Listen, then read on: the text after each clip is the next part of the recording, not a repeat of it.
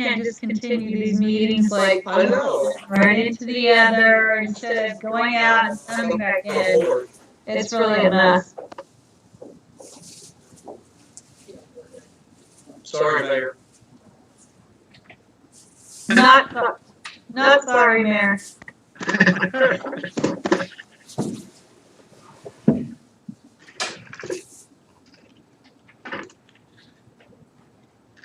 All right, are we ready to go? Okay, we will call this meeting to order. This is Jenks City Council, June 2nd, 2020, 6:02 p.m. Let's call roll, please. Isbell? Here. Box? Here. Dyke? Here. OJ? Here. Lynn? Here. Murray? Here. Merrily? Here. Thanks for being here, everyone.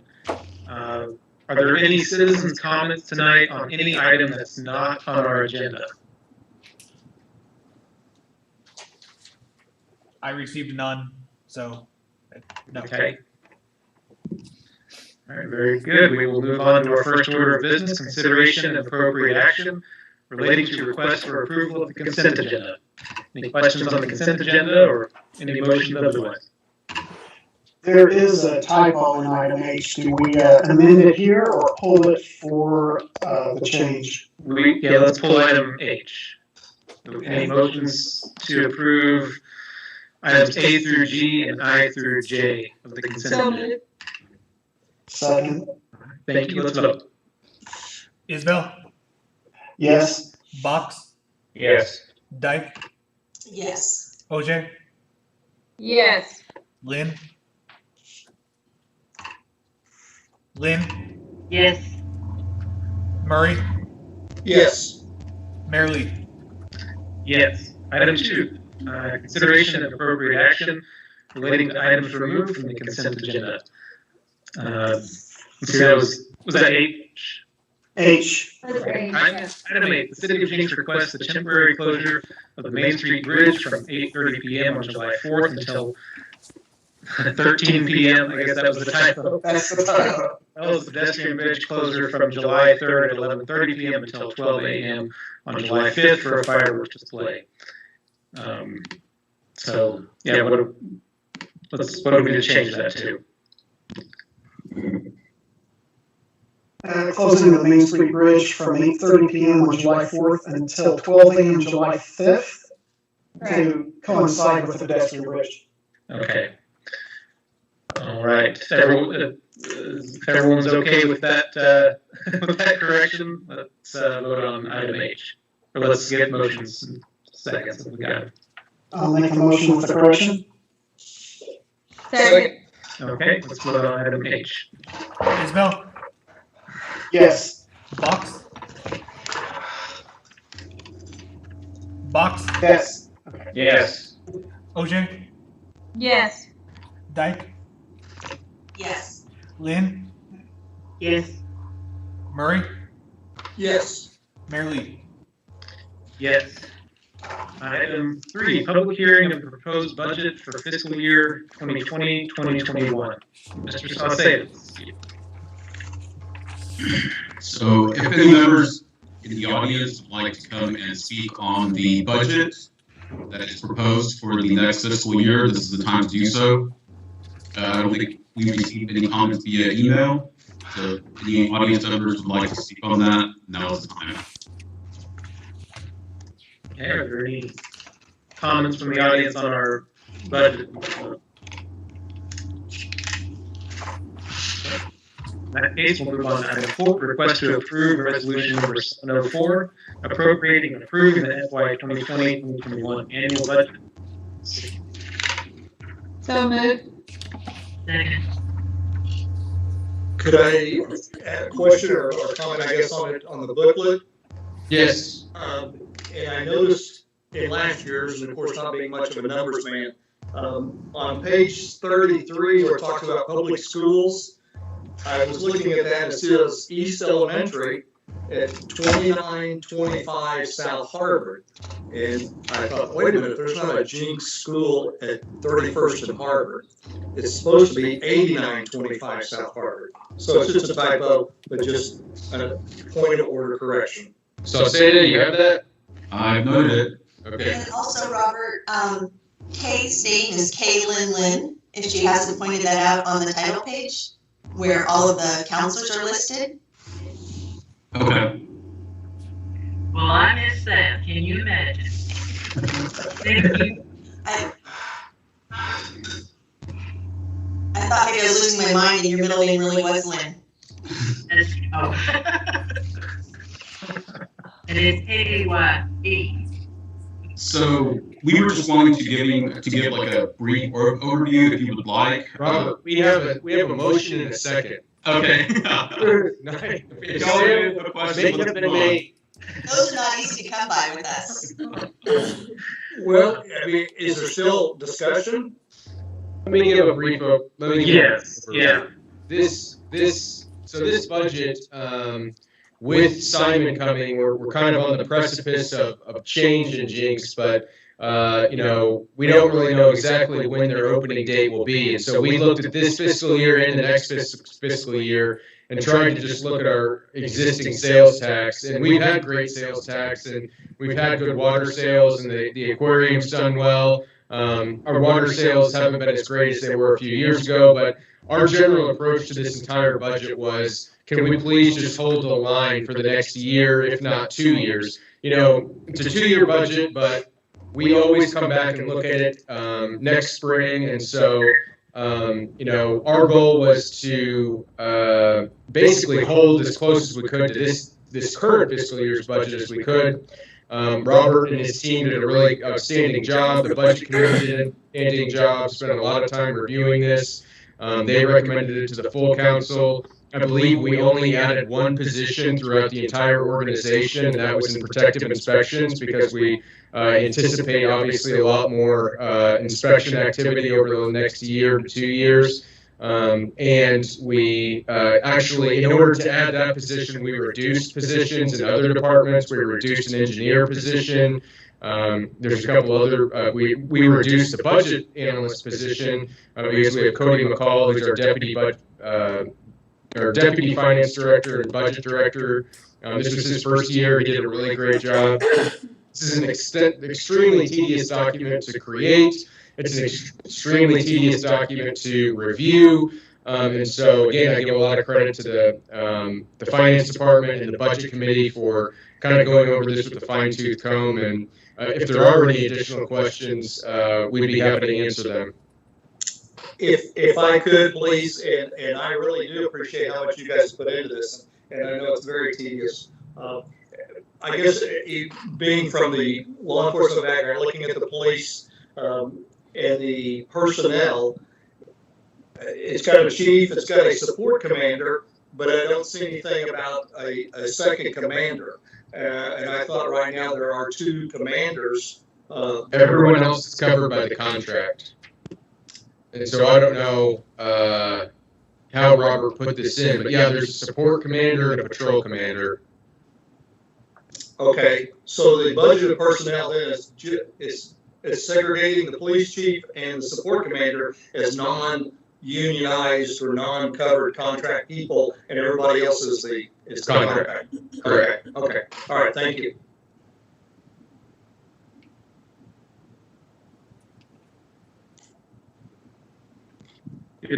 Good question, Counselor.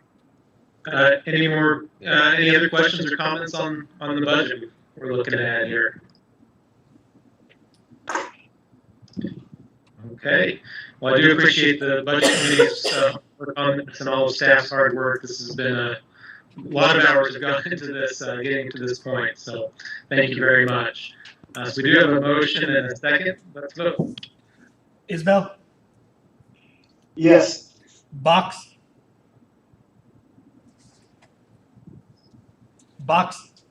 Yes. Dyke, Yes. OJ, Yes. Lynn, Yes. Murray, Yes. Mayor Lee. Yes. Item 5, request to approve resolution number 705, providing for an employee pay plan and benefits program for fiscal year 2020-2021. Mr. Sauceda. So this is a routine budget resolution that we kind of pass every year. So this resolution pretty much sets forth kind of the pay plan that we will adhere to throughout the year, the different ranges and the kind of where each position kind of falls in, and also kind of details our benefit plan that if you don't opt to take our healthcare insurance, we pay the full-time employee $60 a month. Also calls for the longevity longevity plan for our employees, where for year 1 through 5 you get a 1% increase or longevity pay, and it kind of goes up from there. And kind of giving sick leave to the employees, and also stating that we will cover $1,000 of their healthcare deductible from their health insurance, as well as if they spend a night in the hospital, up to 4 nights, we will reimburse them the $1,000 copay there. So this is what this resolution authorizes. Thank you. Any questions on that? All right, I would entertain a motion. I move to approve. Second. All right, thank you. Vote. Isbell, Yes. Box, Yes. Dyke, Yes. OJ, Yes. Lynn, Yes. Murray, Yes. Merrily. Yes. All right, item number 6, request to approve resolution number 706, providing for the 2020-2022 biennial budget. Mr. Sauceda. So this resolution is just in the spirit of an ordinance or resolution that was passed back, I believe in the 90s, where we will try to plan a little bit more of a longer term. So we started planning or preparing budgets on a 2-year basis. So having year 1 officially adopt, and then year 2 as a financial plan. So this resolution is just adopting year 1 and then saying that we accept year 2 as a financial plan. But there will be a chance to edit year 2 before it's officially adopted next June. All right, thank you. Are there any questions on that? Hey, Chris, have we passed a version of this resolution before, or is this kind of new because under Robert's watch? Every single year. Okay, so this is the same one? Okay, maybe just explain differently. Okay. And all these resolutions are the same except one of them, and Robert will point that out. Okay, very well. Motion to approve item number 6. Second. All right, thank you. Let's vote. Isbell, Yes. Box, Yes. Dyke, Yes. OJ, Yes. Lynn, Yes. Murray, Yes. Merrily. Yes. Item 7, request to approve resolution number 707, establishing an investment policy for the city of Jenks fiscal year 2020-2021. Mr. Sauceda. This resolution gives the authority to the city manager to kind of direct our investments. Our investment policy is very simple. We invest in the reserves. With Edward Jones and Raymond James, they help us select CDs that are 6 months, 9 months, a year throughout the city, JPWA, and JAA. And this resolution expires at the end of every fiscal year, so we just renew it with the budget process. Motion to approve item number 7. Second.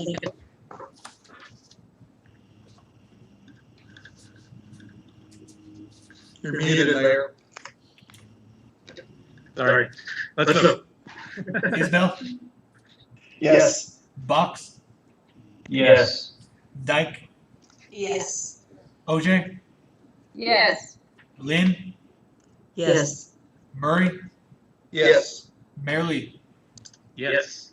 Item 8, request to approve resolution number 708 for the transfer of unexpended or unencumbered appropriations. Mr. Sauceda. So this is the new resolution that Chris was referring to. In this resolution, the spirit of it is to kind of eliminate a step in, at the end of every fiscal year, we come before council to ask kind of basically switching buckets in the budget. So for example, if under Fund 10, the city manager account goes over by $5,000 and the city treasurer account is under budget by $5,000, we basically ask council to take $5,000 from one account and put it to the other, because there is a resolution on the books that we don't want an account over budget. So we pretty much just switch money to bring it in budget at the end of every fiscal year. State law pretty much just says that a fund itself can't go over budget, but we've taken it one step further and said that an account within the fund can't go over budget. And you would still be provided with a report at the end of the fiscal year or at the beginning, at July's meeting, of the actions that were taken to switch some of that money around. So under those circumstances, we would know then that Chris spent too much money, but you saved us money. I don't know how to use that example. It's a good, I like the idea, but it makes a lot of sense. We're still going to be publicized or made aware of what happened during the year, but it does make sense to kind of at least keep it, as long as it's within the total ramifications of the budget. Yeah, that's good. Yes. Motion to approve. Second. All right, thank you. If there are no other questions, we'll vote. Isbell, Yes. Box, Yes. Dyke, Yes. OJ, Yes. Lynn, Yes. Murray, Yes. Mayor Lee. Yes. Item 9, request to approve FY 2020-2021 workers' compensation agreement coverage in the amount of $256,044. Mr. Sauceda, this is your night. Yes. So this is something that we do with the budget every year. We renew our insurance for the coming fiscal year. We work with Mr. Mark Tedford with Tedford and Associates, and we currently purchase our workers' comp insurance through CompSource. And for the next coming fiscal year, the premium is expected to be the $256,000, which is just a slight increase over what we are currently paying in the current fiscal year. And if you have any questions, I believe Mr. Tedford is also on the line. Okay, great. Any questions on item 9? No, sir. I move to approve. Second. Thank you. Let's vote. Isbell, Yes. Box, Yes. Dyke, Yes. OJ, Yes. Lynn, Yes. Murray, Yes. Mayor Lee. Yes. Item 10, request to approve FY 2021 or 2020-2021 physical loss and liability insurance coverage concerning the city of Jenks and related entities for building contents, earthquake, electronic data processing, equipment, automobiles, boiler, machinery, general liability, law enforcement liability, and public officials' errors and omissions as submitted by Tedford and Associates. Mr. Sauceda. Mayor, members of council, this is to renew our those insurances that you described, the property, auto, the aquarium exhibit that we have at the airport, building insurance or property insurance. Page 134 of your agenda kind of sums the premium that we expect to pay. And I believe also in my memo, I included the Mr. Tedford's explanations for the increase in certain insurance policy for example, for the general liability and the property insurance. And if you have any questions, again, these online, or I can attempt to answer your questions too. Thank you. Any questions on that? Robert, is this the same one, the same page that we just got through looking at for premiums? Yes. It is the same exact one? Because Yes, sir. First different, the page number is different at the top, but the bottom shows the same number. I'm like, okay, wait a minute. Okay, thank you. Yeah, because in the premium summary, you'll see workers' comp kind of towards the bottom, so we just use the premium summary for both. Okay. All right, thank you. A motion to approve item number 10. I will second that. Isbell, Yes. Box, Yes. Dyke, Yes. OJ, Yes. Lynn, Yes. Murray, Yes. Mayor Lee. Yes. Item 11, request to approve resolution number 703, creating a master fee schedule. Mr. Sauce. So with the budget process, when we started back in the early winter, we kind of determined that the fees that we charge for some of the services, building permits, etc., those fees haven't really been reviewed in a very long time. So we thought that with the budget process, it would be a good time to review those fees, but also try to make it easier for us to change those fees year to year. So in this process, with the resolutions or the ordinances that follow, and I believe Teresa could probably explain a little bit better, that's pretty much stripping kind of in our city code any mention of a dollar fee and inserting language that says refer to the master fee schedule. So in creating the proposed master fee schedule, we consulted or we tasked department heads that know more about the particular fees that their department charges to assess the fee and submit recommendations for changes. So starting off from the top, we had Tanner in Protective Inspection submit his recommendations for building permits. We had Jim, before he left, submit any recommendations for planning or the zoning code. And then Mr. Walter Giroux, our Deputy Finance Director, also submitted changes to the utility billing fees. If you have any questions about particular fees, I believe those gentlemen are on the line, with the exception of Jim, of course, but I'm sure they'll answer your questions. And all these recommendations come from looking at other cities' fees, and we're pretty far behind most other cities. So this is kind of trying to get an incremental increase in a lot of these fees. Thank you for putting this together. Any questions on that?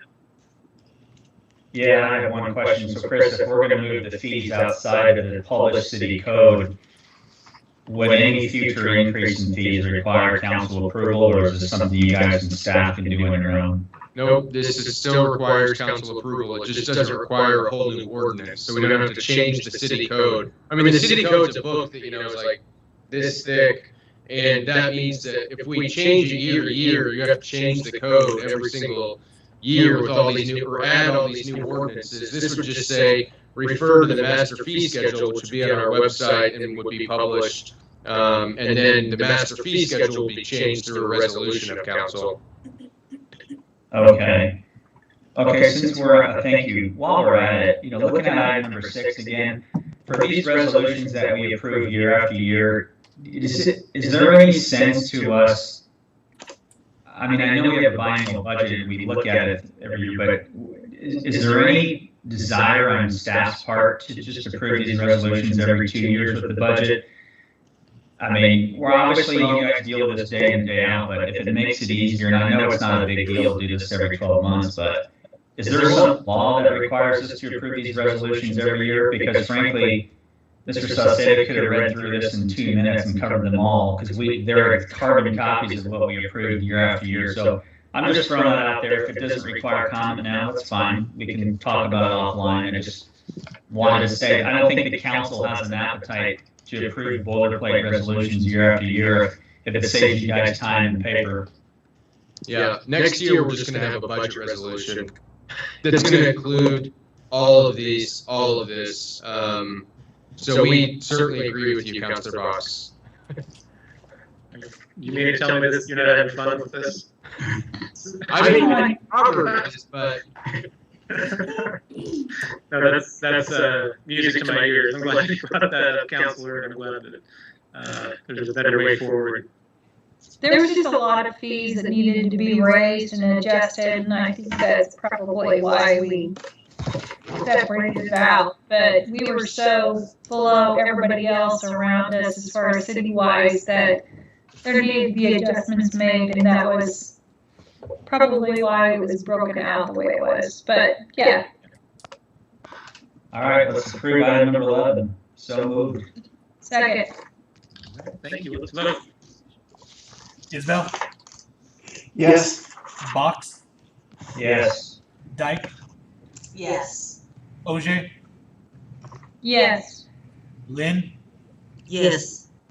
Murray, Yes. Mayor Lee. Yes. Item 12, request to approve ordinance number 1519, removing fees from the Jenks zoning code relating to the master fee schedule. Ms. Nella. And I'll make a motion. I'll make a motion to approve that if it doesn't require another explanation. I will second that. That's great. All right, let's vote. Isabel, Yes. Box, As a matter of fact, since we haven't heard Teresa speak, if you'll just acknowledge, we'll get on with this. Just say anything. Hi. Okay, I vote yes. Dyke, Yes. OJ, Yes. Lynn, Yes. Murray, Yes. Mayor Lee. Yes. Item 13, request to approve emergency clause for ordinance number 1519, making it effective immediately upon passage. So moved. Second. Thank you. Let's vote. Isabel, Yes. Box, Yes. Dyke, Yes. OJ, Yes. Lynn, Yes. Murray, Yes. Mayor Lee. Yes. Item 14, request to approve ordinance number 1520, removing fees from the city code and replacing with references to the master fee schedule. Probably don't need a further explanation of that if anyone has a motion. I move to approve. Second. All right, let's vote. Isabel, Yes. Box, Yes. Dyke, Yes. OJ, Yes. Lynn, Yes.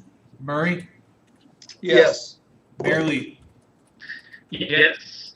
Item 15, request to approve emergency clause for ordinance number 1520, making it effective immediately upon passage. So moved. Second. Let's vote. Isabel, Yes. Box, Yes. Dyke, Yes. OJ, Yes. Lynn, Yes. Murray, Yes. Mayor Lee. Yes. Item 16, discussion on possible contract with Core and Maine for the purchase of smart water meters. Walter, is this you? This is me, and can everybody hear me? I think I'm unmuted. Haley, and members of council, you can read what I included in the packet, but briefly, JPWA services approximately 8,700 meters in Jenks. 1,100 of those are radio frequency meters that have been installed over probably the last 5 years. So we would be looking at a replacement of 7,600 meters. A lot of those meters, or should I say probably all, are 15 years or older. And an analysis of our utility accounts of those meters that had not yet been replaced or had been replaced by radio frequency meters revealed that we were showing about a 25% water loss in those older meters. So they were not registering accurately, and it was actually costing the city money. That being the case, I reached out to several of the surrounding cities to find out what they were doing, and discovered that several of them actually had already done this. In fact, all were either in the process or had done that. Bixby, Broken Arrow, Shawnee, I could go on and on and on. It was pretty obvious to me that this was something that we certainly needed to consider. Their main reasons for doing it were economic and customer service. Certainly, it's much more efficient. It streamlines the process. It also gives you the ability to do almost immediate theft and leak detection. So you have water conservation. The theft and the leak detection, certainly the leak detection is a customer service benefit to us. It would also provide us with significant data analytics, and it should reduce any kind of error that we might have on our reads.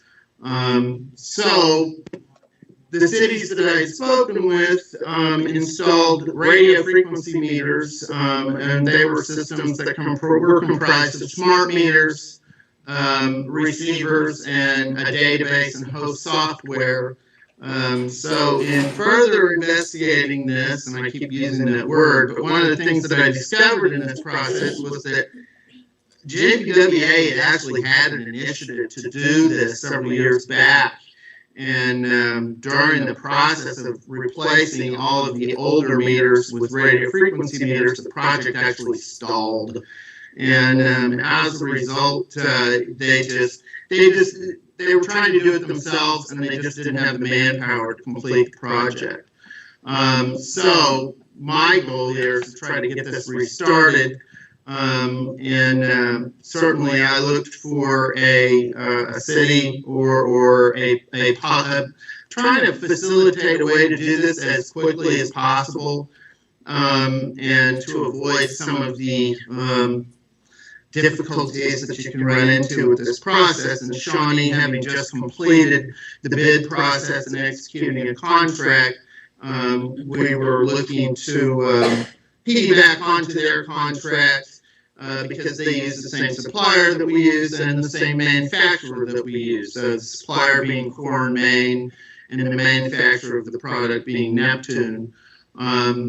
So that would allow us to piggyback onto theirs and take advantage of their lower equipment costs. The cost of purchase would be approximately $2.4 million plus a 15% contingency and interest. I think Robert can probably address the details in terms of the actual bond. And then in terms of description of the system, the advanced metering is designed so that you eliminate a great deal of the field work. This particular system uses the Mach 10 ultrasonic meter, which has no moving parts, so it is accurate and remains accurate. Neptune actually has a warranty on that for 20 years.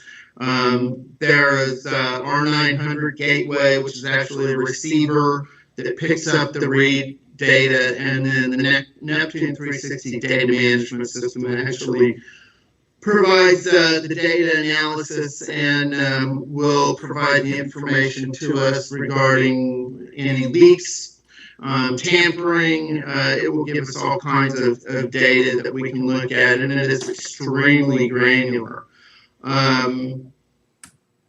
Then I guess probably in brief, the installation process, Core and Main, and just as a sidebar here, see all those little dots at the bottom of your screen? A bunch of those are folks from Core and Main who are here to answer any questions that you have, RTS and Neptune. Shad Byron, Kevin Sherrington, and Stacy Sherrington are here from Core and Main. Tori Phillips, Michael Crandall are here from RTS. They would be doing the installation. Justin Krieg and Charlie Trimble are with Neptune. So certainly they can chime in and answer any questions far better than any questions I could probably answer for you. I'm looking at it from way up high. So that being said, the installation process, once Core and Main was engaged, they would recommend RTS. RTS has already toured the city. They've already met with JPWA and looked at several of our faults, and I believe they were content with what they saw.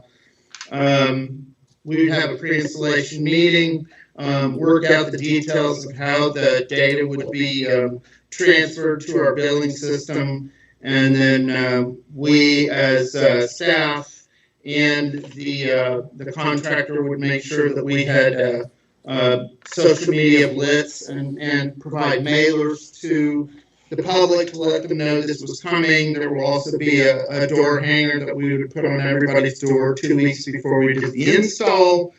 And then customers would also have the ability to schedule on their own if they so desired. We would also have to make sure that we had payment requirements to make sure that before we paid the contractor that certain installation requirements had been met. And finally, there will certainly need to be, and there will be, staff training so that we can do future installs and do them right so that we get it right in the future. Very good. Thank you. Everything you've been working on since before I've been on the scene here, so it's exciting to be at this point. Any questions from I have a question. This is Dawn, and I'm assuming you guys have already figured all this out. But the 1,100 meters that we already have installed, those will work along with the new system. Yes. Okay, and are those just from the previous project, or are those also new builds? With the new builds, what have they been installing? Those are from the previous project. So those 1,100 consist of, and I couldn't tell you an exact number, but they installed some 700 to 750 meters. And then a lot of these additional meters have been new builds over the course of time. So when a new home goes in, they use one of these meters instead of one of the old meters. So there you go. That's great. That answers it. Thank you so much. I was wondering what I had. Well, if you have a meter, you have really accurate stuff. That's what I hear. Lucky me.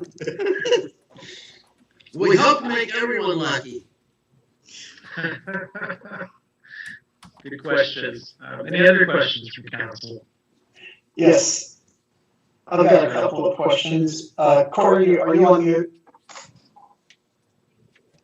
I'm trying to follow you guys' good advice and mute so Land's PlayStation antics won't be heard, but it's difficult to keep my hand on the mouse and remember. Thank you, Gary. Bottom of page 166, are you guys suggesting in finance that we're leaving up to $1 million on the table every year just through the inefficiency and accuracy of how we currently read the meters? What I'm getting at here is this project going to more than pay for itself?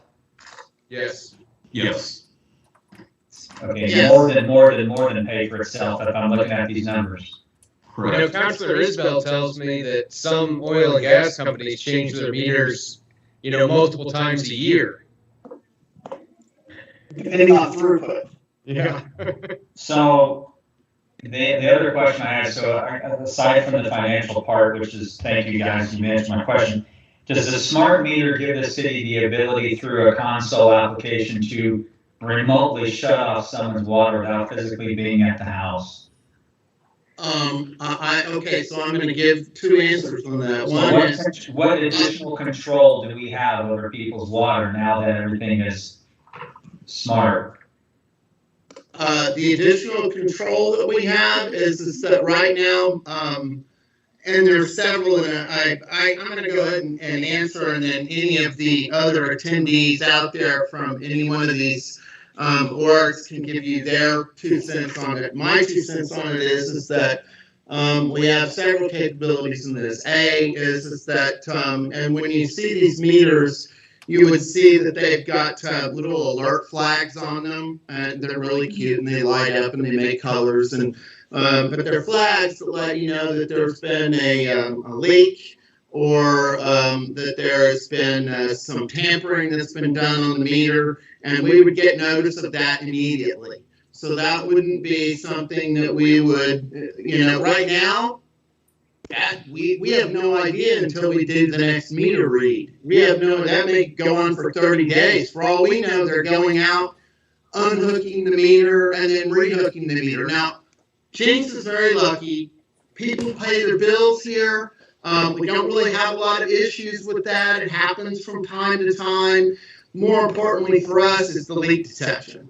So instead of somebody having a leak that goes on and on and on because it's slow and they don't realize it or they start asking, now we can determine that there's a leak almost immediately and we can address it. In fact, we can address it before the citizen comes to us and says, hey, what's going on? We can actually go to them and say, you have a leak. We're convinced that you have a leak. We know that it's there.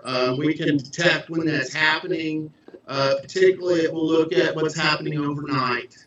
And if you have a lot of water usage overnight, we're pretty much going to figure out you've got a leak.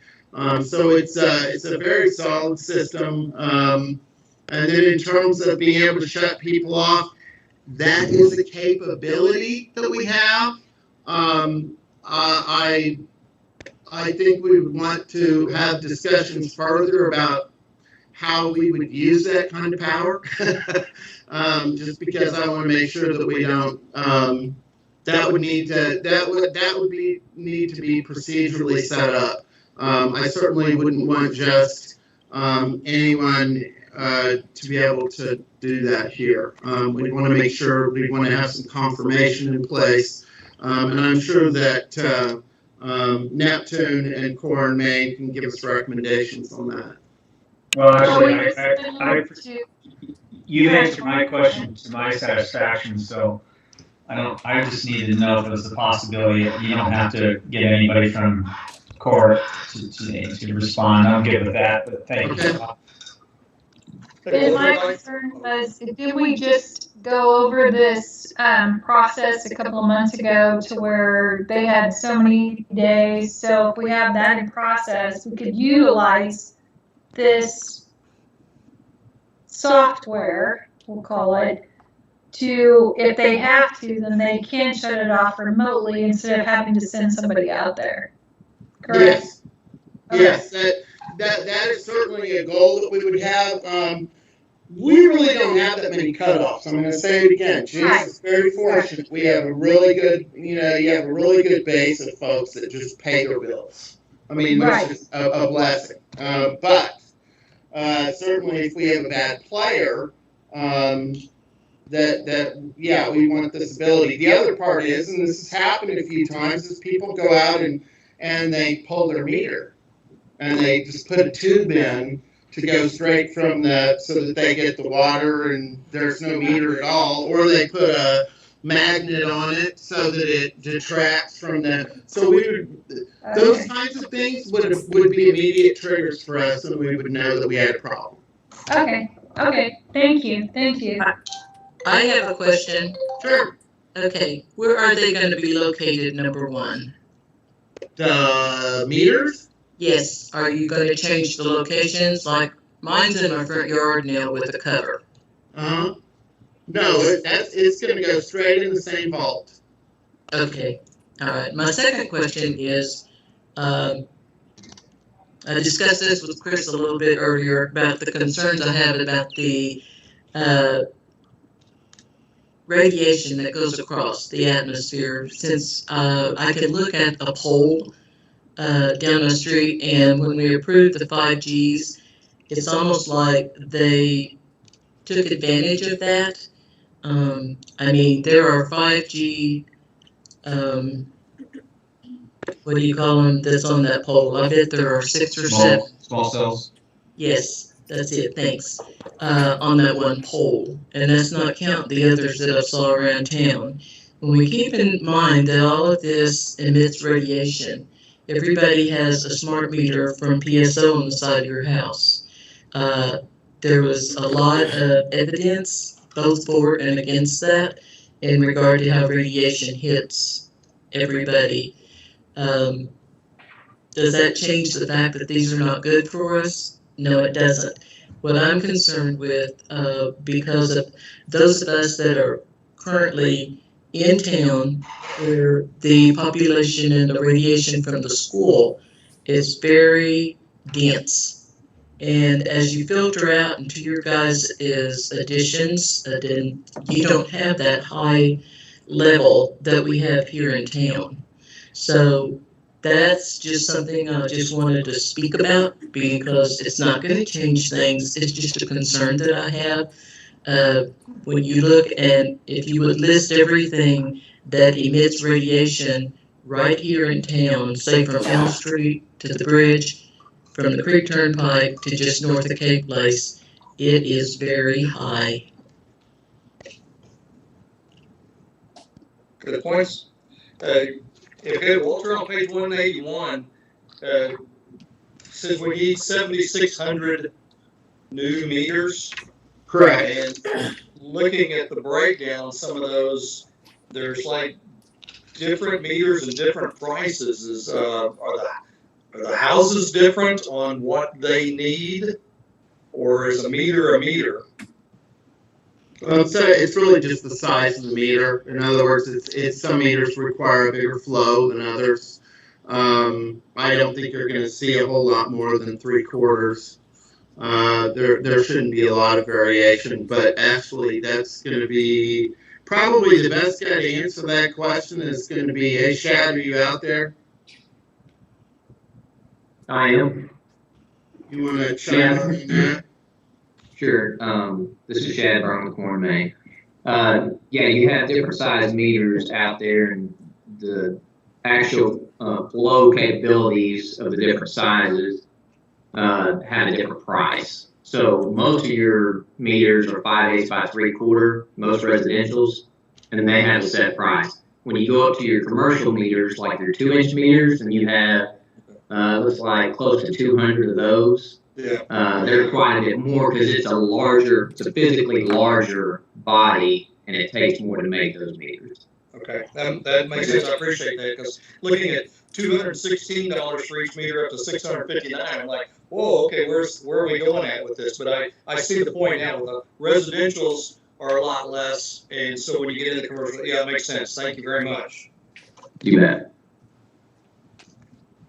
I've got a couple of questions. First of all, I want you to put a smaller diameter meter in my house so my wife and kids will use less water. And the honest questions I have. If you refer to page 181, we're talking about 7,300 GPS coordinates on the newly installed meters. And then that's $4 each and $11 each for the previously installed meters. Why the significant difference in the GPS coordinates on the previously installed ones? I'm sure there's a reason. I'm just asking. Shad? So on that, the installer on the 7,300 meters, he's going to be touching every one of those meters when he puts a new one in. Okay, so he's already going to be out there. But the 1,285 that are already installed, he's going to have to go out and find those meters and get coordinates on them. So it's basically more labor then. Yeah, a lot more labor for him. Okay, all right, that answers my question. Thank you. The next question I have is for the software as a service, Neptune. Is there an annual subscription fee for that? I didn't see it listed anywhere in here. And what's that going to cost us, if there is one? Hit it, Shad. There is a fee for that, and I'm sorry I don't have the breakdown. If you want to give me a few minutes, I can try to pull that up. Now, the first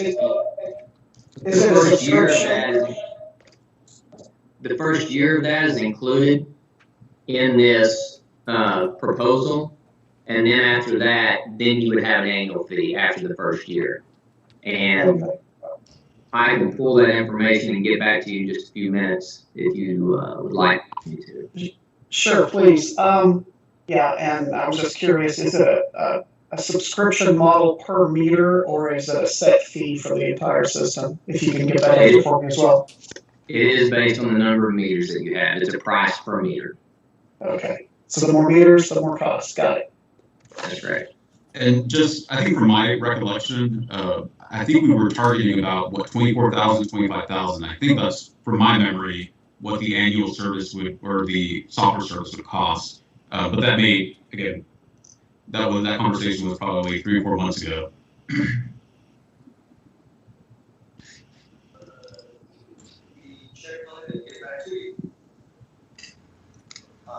I work for the family, so Well, good questions, everyone. Is there any other, are there any other questions on this item? No. All right. Are there any motions? This is a discussion, right? Yes, discussion. That's right. Sorry. All right. Well, if there's nothing else, we can go on to the next item. 17, consider and adopt resolution number 709, approving the incurring of indebtedness in Public Authority in the principal amount of not to exceed $3,150,000, waiving competitive bidding thereon, and approving the sale thereof at a discount of not to 2%. So just to give a little background on the financing for these water meters, if you approve them. So the city has to approve any debt that the authority issues. So this is why this item is on the city side first. So the project was noted at 2.4 million, and we added a 15% contingency onto that amount because those numbers on the meters were estimates. So we won't get a final tally if it was a 3/4 inch meter versus a 1 inch versus a 2 inch. So there will be cost increases because again, those numbers were estimates. So that's why we wanted the 15% contingency on there. And then, so that gets us up to what, 2.7 million.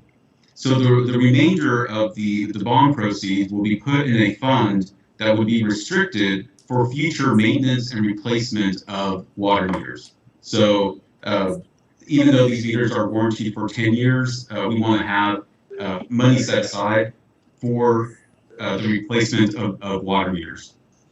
Currently, we use 1 cent capital funds to purchase meters. So this would free up 1 cent capital funds for other purposes, and we can use the bond funds to replace, again, to purchase meters as needed.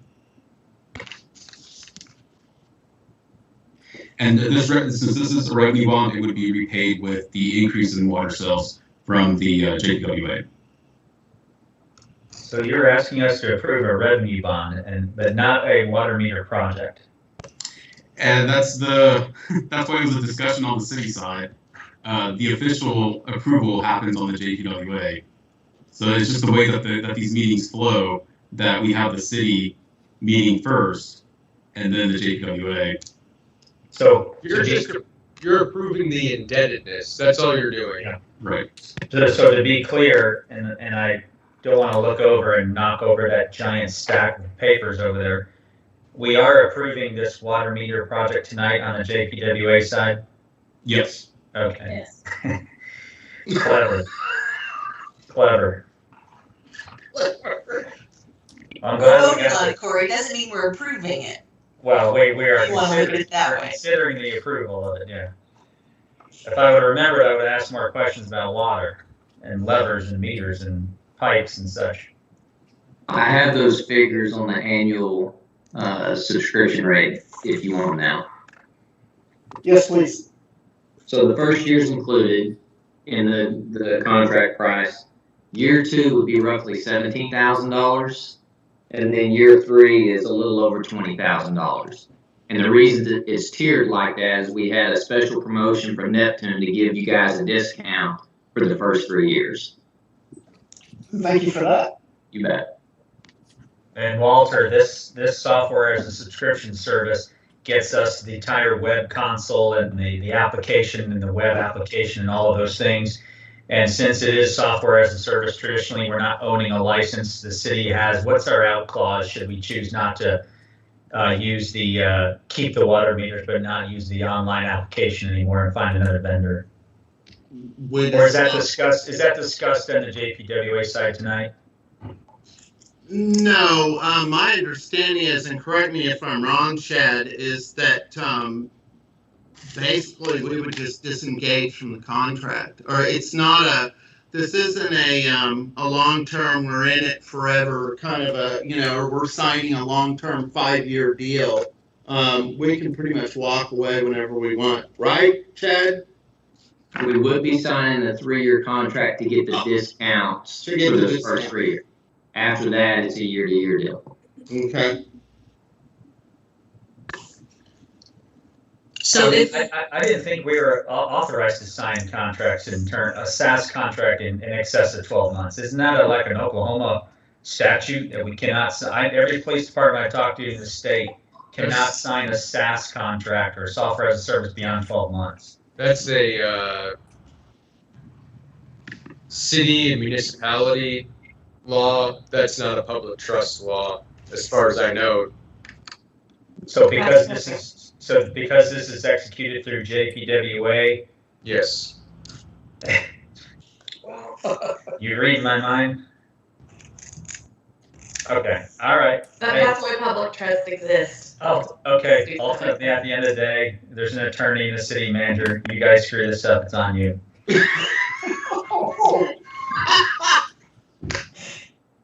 Sorry. Oh, actually. I trust Teresa to know the law, so if you guys say that's the way it is, I gotta believe it. I run across this all the time in my dealings that on public safety, they will not execute a SaaS contract beyond 365 days, and so I just assumed that we were, but that's fine. I only know a little bit, and that's all I need to know to make me dangerous. It does sound like we're getting a better pricing on it though, because they did have a special. So we always like specials, right? Right. And this is how we fund so many projects. But Corey, you can just remember that on your sales calls that if they say sorry, we can't sign that agreement, ask to talk to their public works authority, and they'll direct you to a different place. can I have a question, please, before we close this down? If we walk away after 3 years, or because that's what I understood, that we signed the contract with them, that we will stay with them for 3 years. Say we walk away from it after and on the 4th year. Help me understand, is Neptune the software? Okay, so if Neptune is the software and we walk away from them,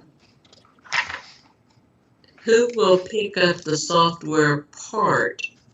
If somebody comes in and picks up and we contract with a new software, does those new software people say, we have to install new meters because your meters doesn't connect to our software? Chad, I'm not going there. That would definitely be a possibility. Yes, it depends who you chose. They may have a bridge between our meters and their software, but I mean it's hard to say from vendor to vendor. Your meters will still work, and you can still read them manually. You just don't have access to the web console. Yeah.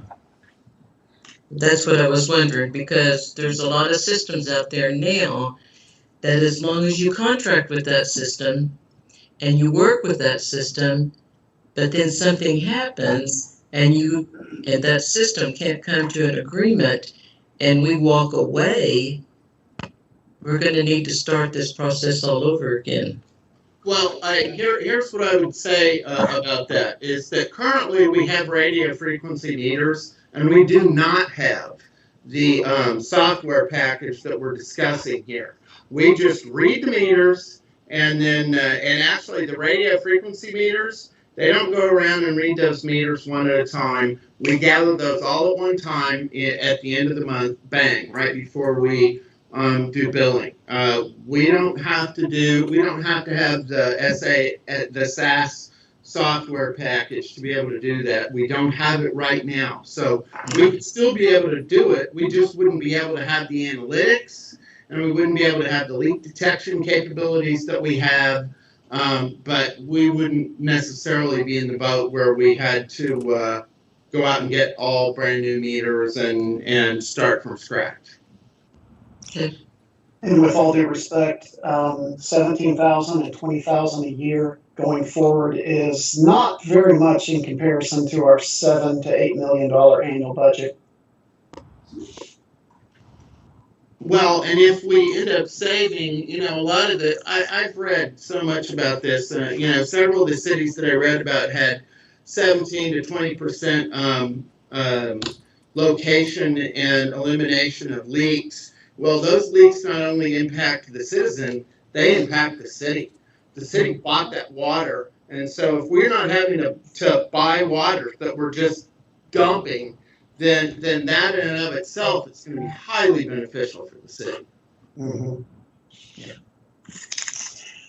I've got a couple of questions about the fee schedule, the proposed fee schedule.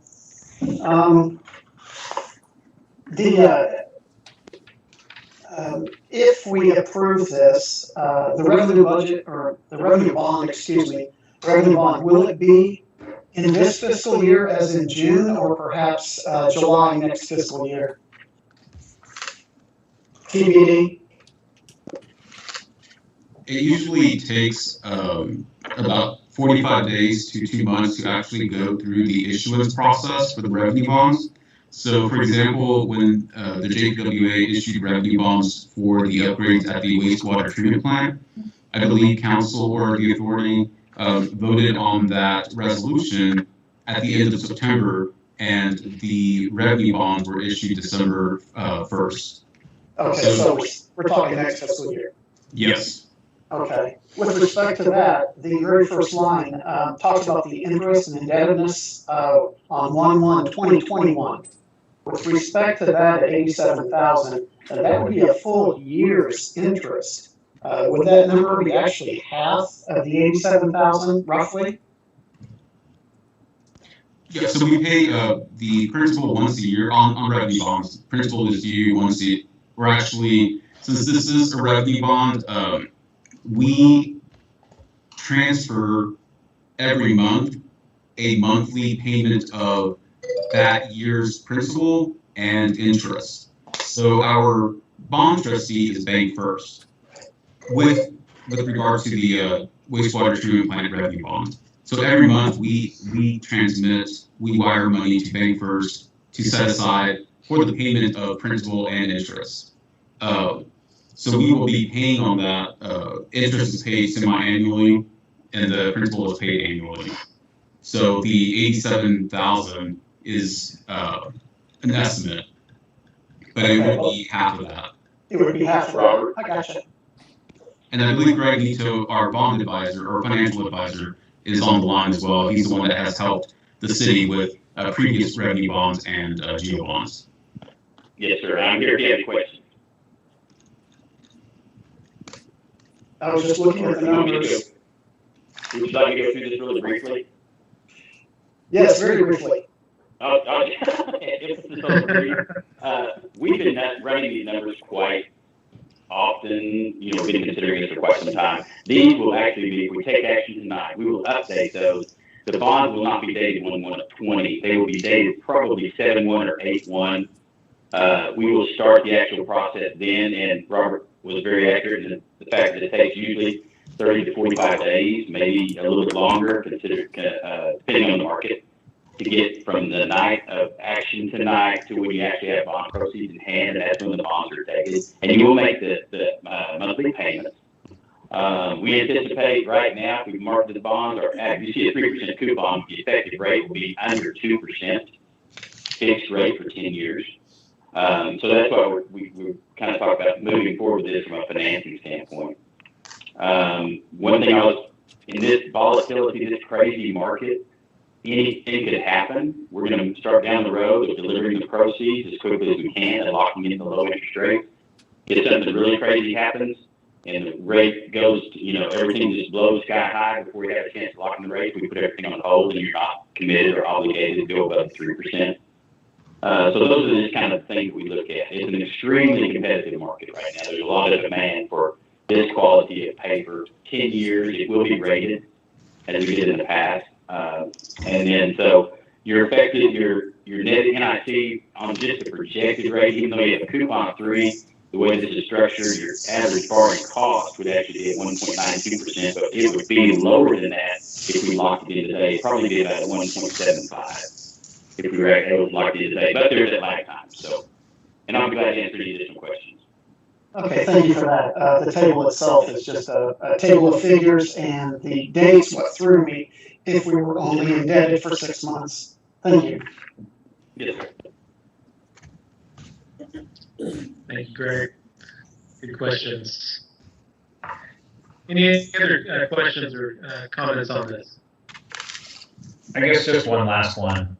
It's not really a question, but we thought about, we're not actually going to be selling any more water. We're going to have you guys have figured this out, I'm sure. We're going to have a number of our neighbors who, not using any more water than they ever had before, are going to see an increase in their water bill. Are you guys anticipating how dramatically, what kind of increase we could be talking about? I mean, if you're going from a 70% efficiency read and making up a number to 100%, and we have people all over Jenks, some who maybe are on fixed incomes who are paying $50 a month, use no more water, and now they're paying $70 a month. We need to think of a way to kind of communicate this potential change and be able to head this off before we start getting phone calls to the water department, because we're not selling anything here. We're actually billing an appropriate amount, but this could have I could understand how some people could not like the new water bill, and people are going to want their dumb water meter back because it didn't read right, and now they're getting a smart meter and they're paying 20% more. So you guys all are aware of that. Keep that in mind if you want to eliminate the people coming to the water department and standing at the counter and potentially with that anxiety of having that discussion. I think we should think about a communication strategy to get out in front of this. Not that it's a problem, but it's certainly going to happen. And I figure with my luck, my water bill's about to go way up. Well, and Corey, that's also addressed in the JPWA, because they are looking at raising the water bill, so I'll have more to say in the next meeting on that. Yeah, I read somewhere that there's a potential increase, but it didn't seem significant, and I'm just concerned that this water meter might actually throw more than just a 7% increase on top of people's bill. But if you guys are thinking about it already, then that's fine. I just wanted to kind of bring it to the light and stick that out in people's heads, so it's not something we're caught off guard with. And Counselor, the benefit here is that, out of the 8,700 meters that we have in the ground, we've already changed out 1,100 to new meters. And I say new meters because, in my experience in Austin doing water loss audits for the city of Austin, it doesn't matter if it's a smart meter or if it's just another, quote, dumb meter.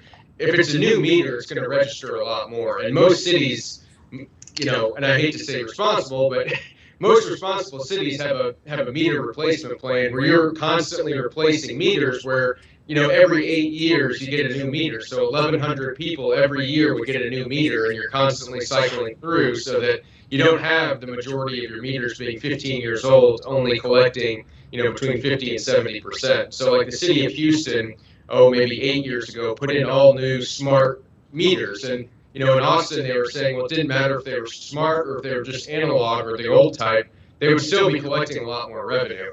It's just the convenience of the smart meter. And so back to the new 1,100 residents, I mean, we may have had a few people come and ask about their bill, but the vast majority, the overwhelming majority haven't. And so we've kind of luckily we've had this test case of 1,100 people who are now actually paying for the water that they're consuming. So I think from what we've seen, if we, bring that up to the full 8,700, I don't think we're going to see too many complaints. And the benefit is this will happen over time. It's not just going to happen all of a sudden in July. And in addition to that, I believe do we begin billing in November for the new water rate? Correct. Yes. So this isn't all going to be happening at once. So it'll be happening over time with the 7,600 people that are going to get these new meters, and then if approved, the 7% increase doesn't take effect until November. So there are some benefits that we have that staff internally has talked about and weighed. So hopefully that answers some of your questions. Yeah, thank you. I appreciate it. And I think it also has to be said that, we issued the $17 million for the wastewater treatment plant. JPWA revenues are not being used to repay that back. It's actually once in capital. So there needs the authority itself, the users of the public utility need to contribute to the maintenance of the system. So paying on the $30 million of upgrades of the wastewater treatment plant, upgrades on our aging infrastructure for water lines, sewer lines, that the authority does need to pay for in some form or fashion over the next coming years. That revenue increases, price increases are necessary. The alternative is you raise taxes. I mean, do we want to get into the price increase now, or do we want to wait until in the next meeting? Let's wait until the next meeting. Okay. Well, yeah, good points all around. But I do think this is going to, pay for itself, and we'll be really glad we did it in the long run there. Any more questions or comments on item 17? No, sir. I make a motion to approve item number 17. A second. You. All right, thank you. Let's vote. Isbell, Yes. Box, Yes. Dyke, Yes. OJ, Yes. Lynn, Yes. Murray, Yes. Mayor Lee. Yes. Item 18, staff request to enter into pedestrian bridge conduit lease agreement with Gigapop Internet Services LLC. Mr. Robinson, looks like this one goes to you. Mayor, members of council, before you is an agreement with Gigapop Internet Services, and to give you a little bit of background on that, they approached us in early April to ask staff for right-of-way permits to install new fiber optic cables within our right-of-way. Gigapop Internet Services had secured Jenks Public Schools contract for providing internet service to all their campuses, and they are working with Tulsa on the Tulsa side of the river and north of Jenks, and they came to us to talk to us about getting agreements in place to use our right-of-way, their services. One of the routes is to come across the 96th Street pedestrian bridge. This agreement would allow them to put a new conduit on the bridge just above the existing fiber optic conduit that's on there.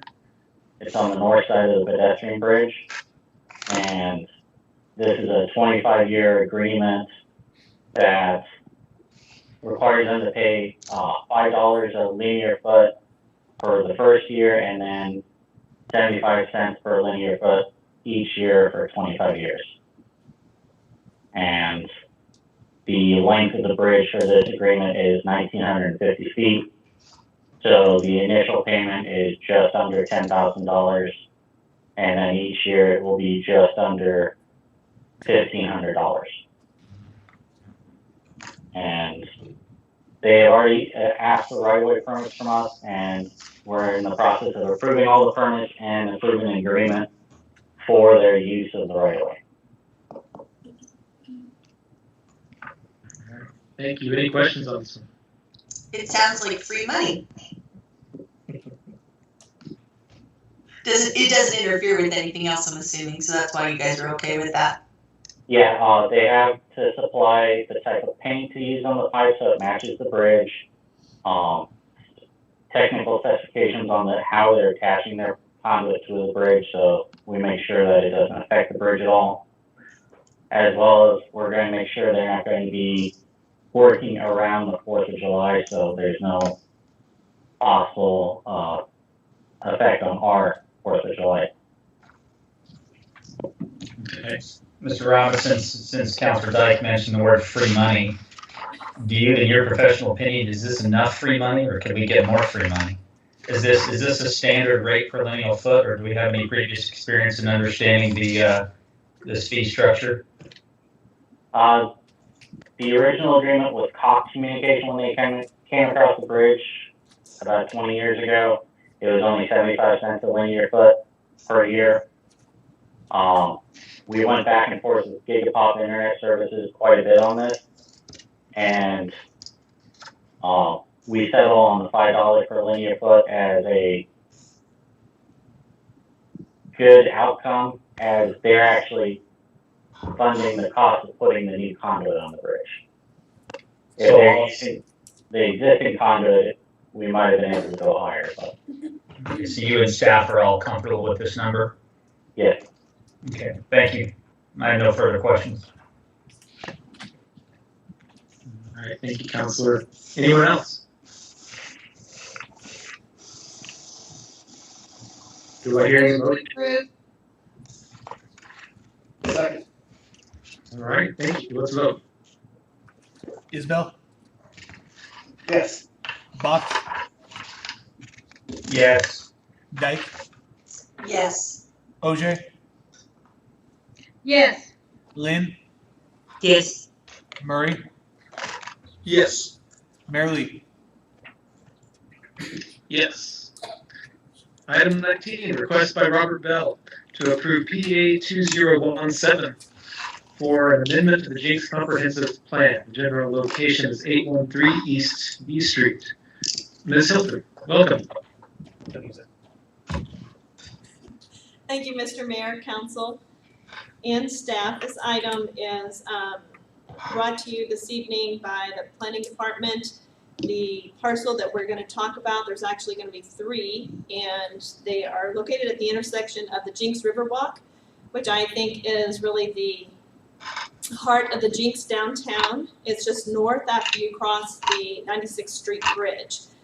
The primary access is B Street, and there are 3 parcels. One is owned by the city, one is owned by Mr. Fiddler, and then the other one is immediately to the east. This is just a request for a comprehensive plan amendment. Originally, Mr. Bell submitted 5 applications, but we are currently only having 1 conversation tonight, and that is about the comprehensive plan amendment.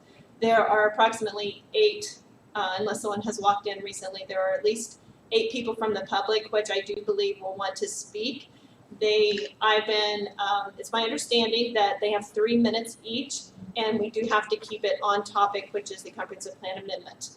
With that being said, one of the parcels in question has to do specifically with the Fiddler Acre, and there was a rezoning request in August of 2018, and at that time the applicant asked for CS, and that was denied by the Planning Commission. It went on January 7th, 2019. The property was rezoned from RS1 to OM Office Media. If you look at page 200 of your packet tonight, the kind of in the middle it says Comp Plan Map Amendment, and currently it is Medium Intensity Office, which is how you can get to that OM zoning that it currently has on top of it. And the comp plan text, what we're requesting is a medium intensity riverfront entertainment tourism district. So the medium intensity stays, but the applicant is asking for riverfront entertainment tourism district. They would also require 2 different amendments to the actual text in the comprehensive plan, and that's because the boundary established in the comprehensive plan doesn't allow the riverfront entertainment district to go past the levee system on the west, and the sliver parcel on the far east is on that levee. The next parcel is the actual street into the Riverwalk area, and the third parcel in question for the comprehensive plan amendment is the Fiddler Acre. So the question in front of you is, are you interested in changing the comprehensive plan from medium intensity office to medium intensity riverfront entertainment tourism district? Along with that, are you interested in amending page 10, section 2.5 and page 10, 2.5.1 to allow for the boundary to be changed? If you look at page 201 of your packet, it talks about the Planning Commission hearing date, which was held March 21st, 2020. The Planning Commission did vote 7-0 to approve this amendment. At that time, the City Hall was not open. The public was not present to speak, but their comments were taken and read during that hearing. I will say the Planning Commission did not come to this vote easily or without any heartache. They understand the what's going on from the perspective of protecting the residences. They also understand the value of the property and the potential that the property has. With that being said, primarily the conversation included noise or potential noise and even existing noise, because the Riverwalk does allow for outdoor entertainment currently, and that did come up during the conversation. They talked about traffic, any potential conflict there might be with the traffic with the school, hours of operation, bus traffic was a big deal. Parking, where's the parking? Screening, buffering between the OM versus ROC, hours of operation. If this were to be a restaurant or an office, and talking about, they talked about they wouldn't want something like a Sonic where you could actually drive up and sit in your car. And the question whether or not a restaurant is even a demand. And the reason I bring the use up is because at the Planning Commission, they had a little broader conversation than just the comprehensive plan, because there actually were 5 items on the agenda, which made it more lawful to have a broader conversation. The Planning Commission mentioned that a lot of times new developments actually take care of some of the drainage issues and some of the other concerns, especially during the planned unit development process, because there is a lawful negotiation that goes on between the applicant and or owner and the public and staff and council and planning commission. So there's a lot of conversations that go on. There were several conversations that took place. The applicant did make some amendments to some of the items that will be heard on Tuesday night. During that conversation, Mr. Bell did speak about the planned unit development application that he submitted and has made those amendments per the conversation with Planning Commission. Let's see, if you go to page 202, there are 3 parcels listed there under number 1. And again, it's saying that there is a map amendment request to go from medium intensity office to medium intensity riverfront entertainment district, which is a special district within the city of Jenks comprehensive plan. And it lists the 3 parcel numbers, talks about currently. One thing that I would like to point out, the Fiddler Acre parcel is adjacent, if you're looking at the comprehensive plan, and I apologize, it is kind of a small little map, and there's a yellow, down towards the bottom on your page, there's a yellow square. The houses to the west at B Street, there's a law office, and then there's 2 more homes. Those are already serving as a buffer and could go as office in the future because they are already, thank you, Carrie, they are already operating, or they could transition. You can see there on the comprehensive plan that they are listed as medium intensity office. That medium intensity is the brown color, and office designation is the diagonal hashing there. So with that being said, on page 406 of the staff report or page 202 of your packet, the question before you tonight is the text amendment and the land use map amendment an acceptable change. which would allow for a potential rezoning of the PUD and possible creation of a gateway development.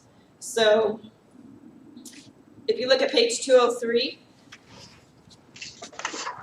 says that staff recommends approval of a request for an amendment to the land use map and the noted text changes to allow for medium intensity Riverfront Entertainment District. There are 4 potential future approvals for the Fiddler Acre project. And I'm mentioning these because these items are currently on the agenda 2 nights from now for Planning Commission.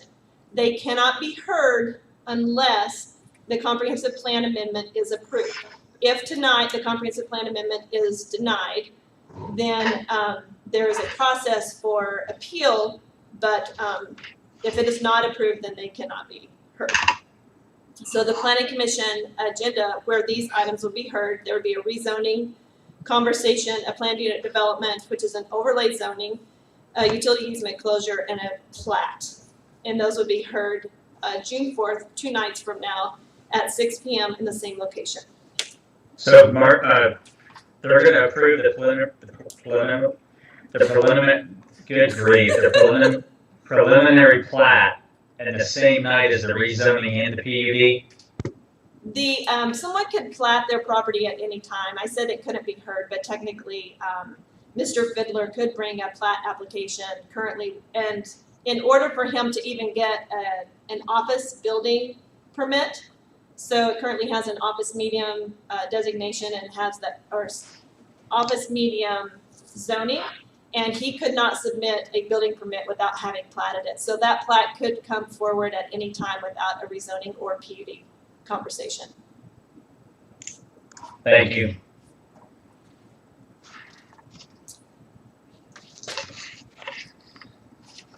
Any other questions from council for Ms. Hilton? Well, sure, since I'm recent. You mentioned a moment ago that there's 2 particular lots that are already serving as the way I remember thinking after you said it was that there's already some sort of buffer in place with those 2 lots. Can you restate that what you had said a moment ago about how there's already a buffer, and can you make it clear for everyone what this? Carrie, if you could go back to that previous page, thank you. Is it possible to zoom that in, or it still looks yeah, it is microscopic to me? I was talking specifically about the properties to the west of the properties in question. So if you're looking, and I wish I had a little pointer where I could help you use, if you can see the dotted yellow lines around. Can you see that there? Yes. Okay. So to the far, I'm looking at it, for me it's the far right, and that's where the white and green diagonal line area is. That is the Riverfront Entertainment District currently. There was a little teeny sliver that was never, doesn't really match.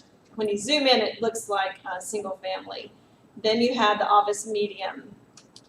And to the west, if you kept going west, so just outside of the box, you can see a little bit of brown and a little bit of Xing.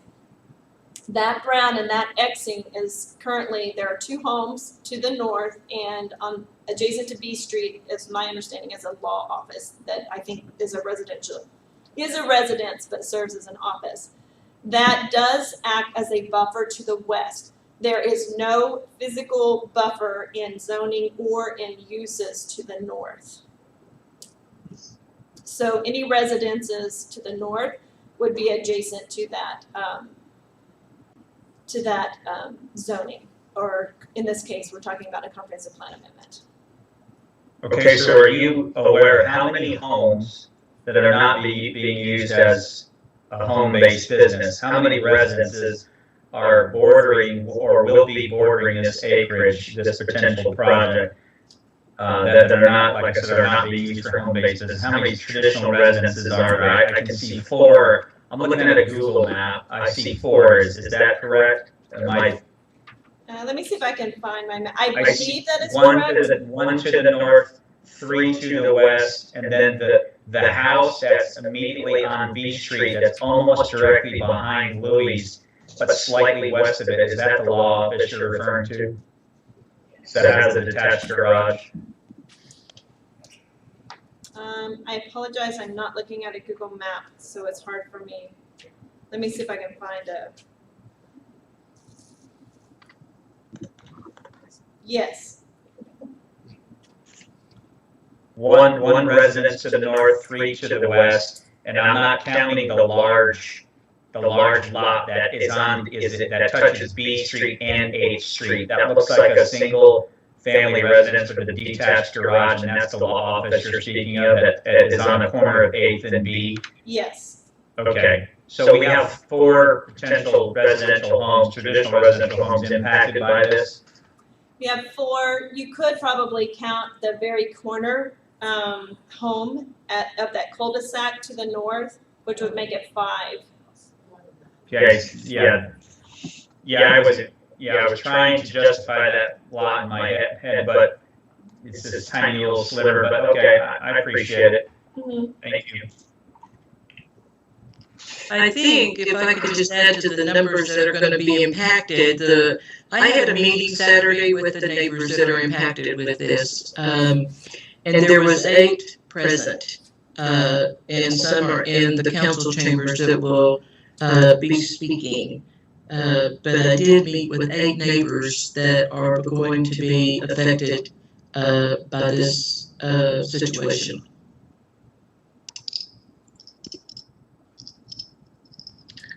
And, okay. Oh, well, they're going to speak. They have some things to share whenever they have a chance to share. What I would like to say, I'll just go ahead since I've kind of interrupted here about it. Every time that I turn around and we look at it as council, we're going to hear about the comprehensive plan. And the comprehensive plan is very much a plan that directs the city. It impacts every aspect of the city's municipality. It is a map for every operational level of municipality. There is one major element that I would like to draw council's attention to as we go forward and as we talk about this, is neighborhood safeguards and economic development. Sometimes when we talk about that and we have to talk about those 2 elements, those are difficult because we do need to safeguard our neighborhood, but at the same time we're looking at a city with economic development. So as we talk through this and as we listen to everybody tonight, as I listen to the citizens Saturday, I know now that how many people are going to be affected by my vote tonight. And I know I can drive away from there and I won't have to do the consequences of my vote.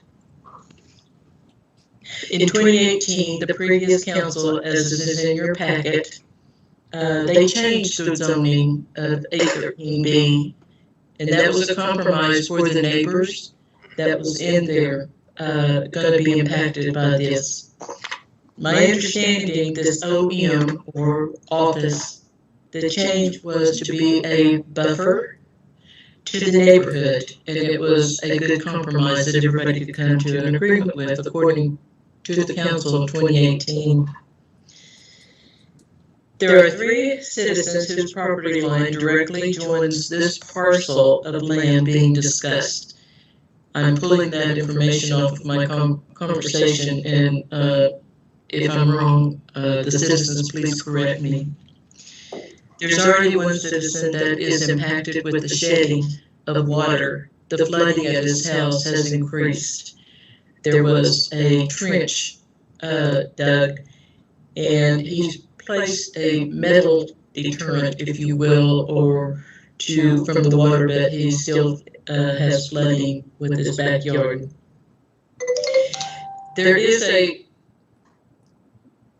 already, and some of those have said to me they knew they would be at Riverwalk and they would hear all of the music that comes from Riverwalk, and they were okay with that in making that purchase to move there. Some have been there 5 years, some have been there a little bit longer.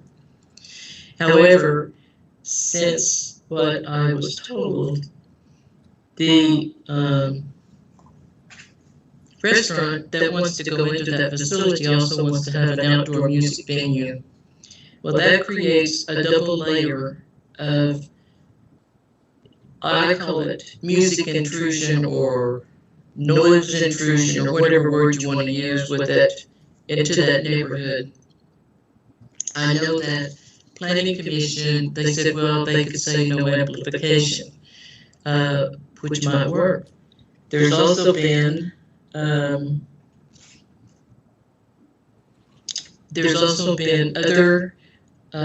things, I should say, that has been discussed in regard to making it a buffer area, cement walls, and that's in your packet also. These have been discussed. We did that with Saturday at the neighbors and what their thoughts were on that. There's positive and negatives on both sides of that. What I would like to say is, if we change this to CS as council, because our vote is the power that does the power across town, think outside the box in regard to our citizens that are going to be affected by this.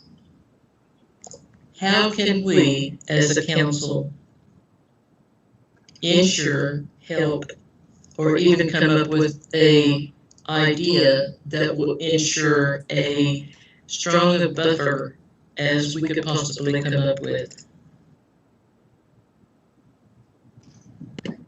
The other thing I'm going to ask, if we go through with this, as Marseille has said, all of the rest of this is going to go to Planning Commission in a couple of days. If this is approved tonight, my request, and this has been talked with the neighbors, to bring them into the solution of how we can do this,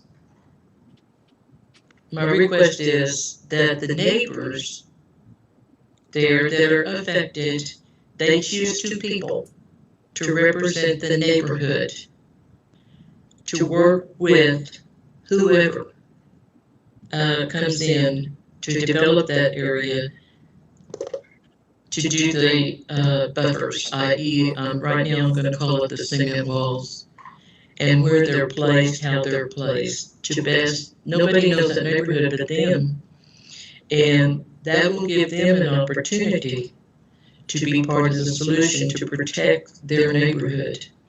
Thank you.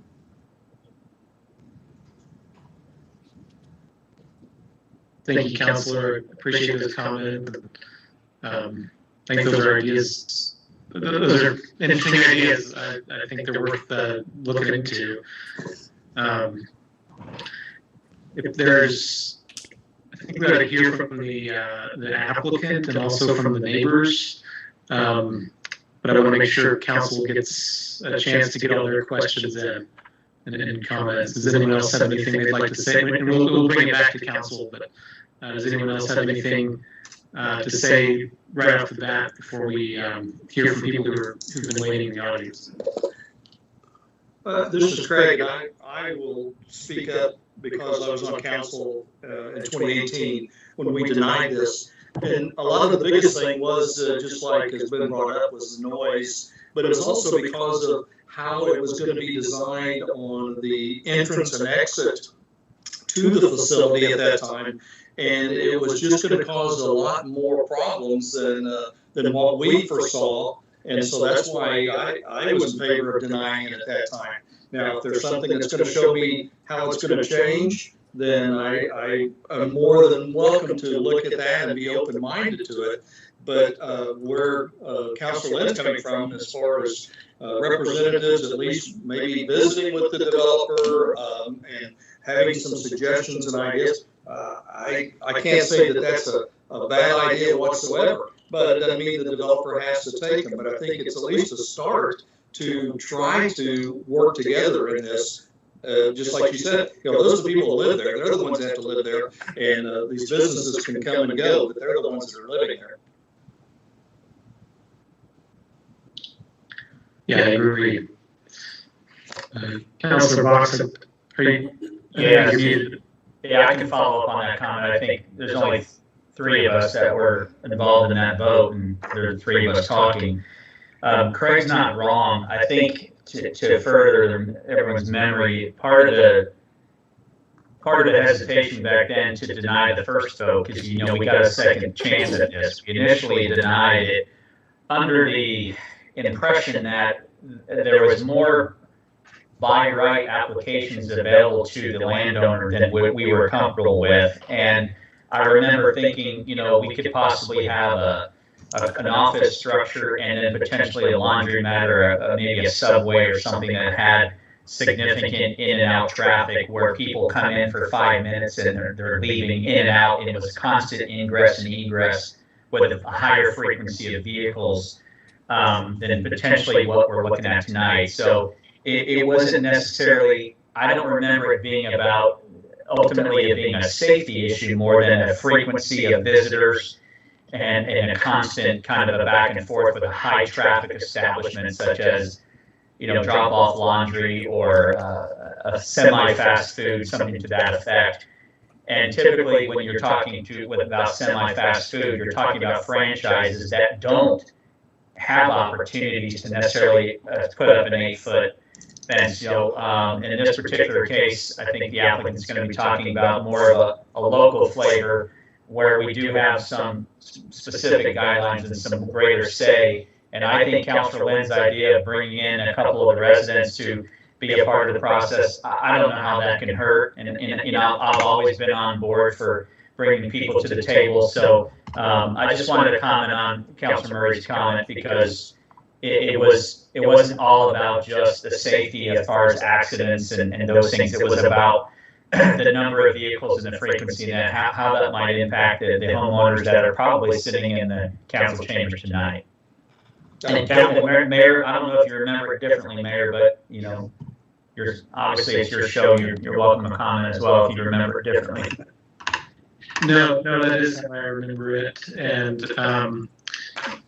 that's why we were more comfortable with the office, and this is different in that there is a very specific proposal compared to the office where it's 2 stories. This would be 1 story, so we're not. I don't feel like this would be opening the door to the same amount of things that would have been open to with the CS zoning that was requested previously. I think I think it's always good to get more input from the citizens, and I think that's a smart idea as far as getting. They're like Councilor Lynn knows. They know the neighborhood. No one else knows the neighborhood like they do, and so they're going to know what's going to be effective and what won't. As far as how those members are selected and what kind of input they have and how the what obligations the developer has. That's another question. But just in broad strokes, I think it's a good idea worth looking at. I think safety, there was one of the neighbors, and I'm not sure that she's present tonight, gave me several incidences where safety is a concern. People have cut the fence and are walking through the neighborhood already. And I hesitate to give direct quotes because I really thought she was going to be here. But maybe some of the ones that are in council chambers can speak to that. I think what the other thing is, she sent in her comments regarding the safety issues because I was reading across or to somewhere, I've worked on this for 3 days, there were safety issues discussed at Planning Commission. Mercedes, do you remember any of that? I do believe that that was one of the comments. Okay. About changing the comp plan? No, about safety Just issues. talking about the location and any potential change of use. Oh. I don't know who's putting up the screens, but I promise, because apparently, I don't know what the citizens that are sitting there in the chamber, but I promised that we would put this one up on the screen so they could see this is the concept that was in my packet whenever I was talking to them and going through my packet and talking to them. It's the entrance to the Riverfront Entertainment District. It's Tulsa Land Survey, Josh Lamb, RSF Holdings. I don't know if you can see this or not, but that's what I'm trying to get on the screen. Counselor Land, is there a page number on? Yes, so they would get an idea of what, right now what they have is a plot of dirt. Page 213. And that way they could get an idea of what we were looking at. 213. 213, yeah.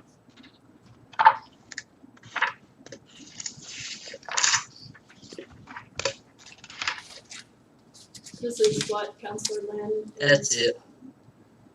referring to. It's a brick facade. That's it right there. That was important for them to see. And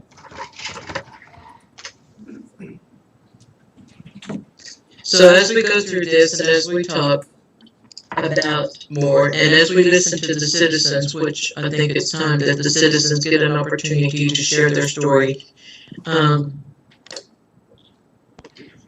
always want to say, remember the consequences whenever I think of my vote, because I'll come home and they'll be there. Thank you. Christopher, were you about to say? I think you're muted, Christopher. I don't think so. Oh, okay. Were you about to say something? Oh, I was just going to say, and I don't know if I'm being redundant from what Marseille said, but the point is fair that I guess it might have been August of 2018 or thereabouts.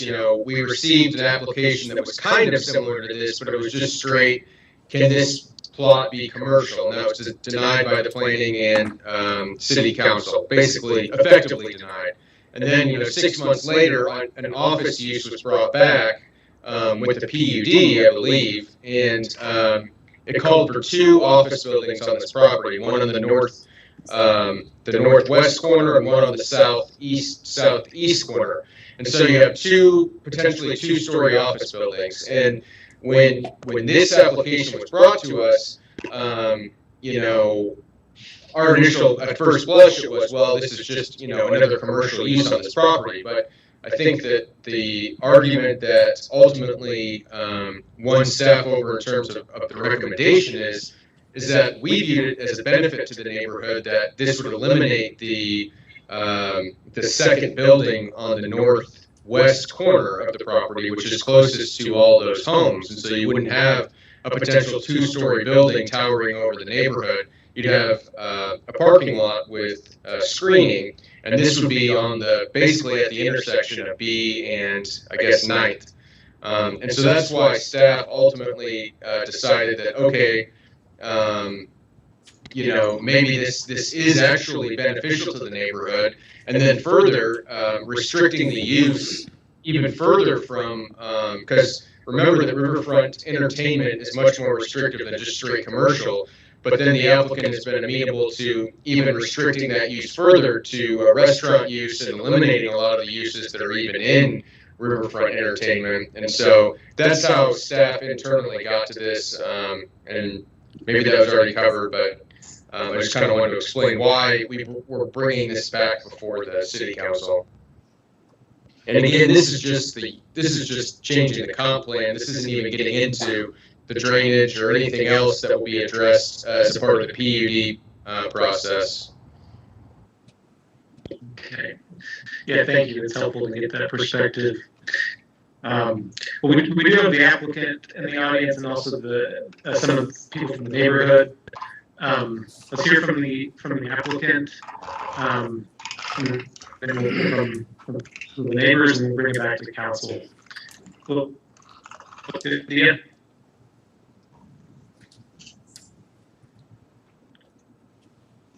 Mayor, members of council, my name is Robert Bell. I live at 1011 West G Street in Jenks, and I am the representative of the applicant, who is Shane Fiddler.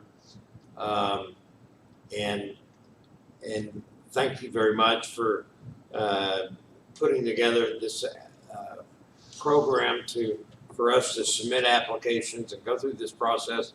I know it's not easy under the COVID criteria.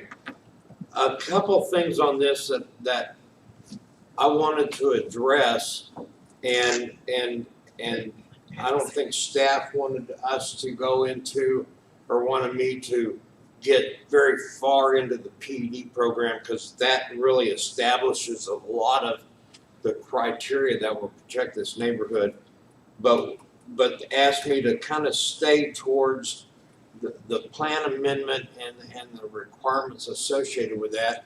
And I don't know if Carrie's available. There was 3 pictures that we had at the Planning Commission hearing. The first one was an air photo that showed the kind of the blight thing, and if he can work on putting that up, then I can continue to talk a little bit.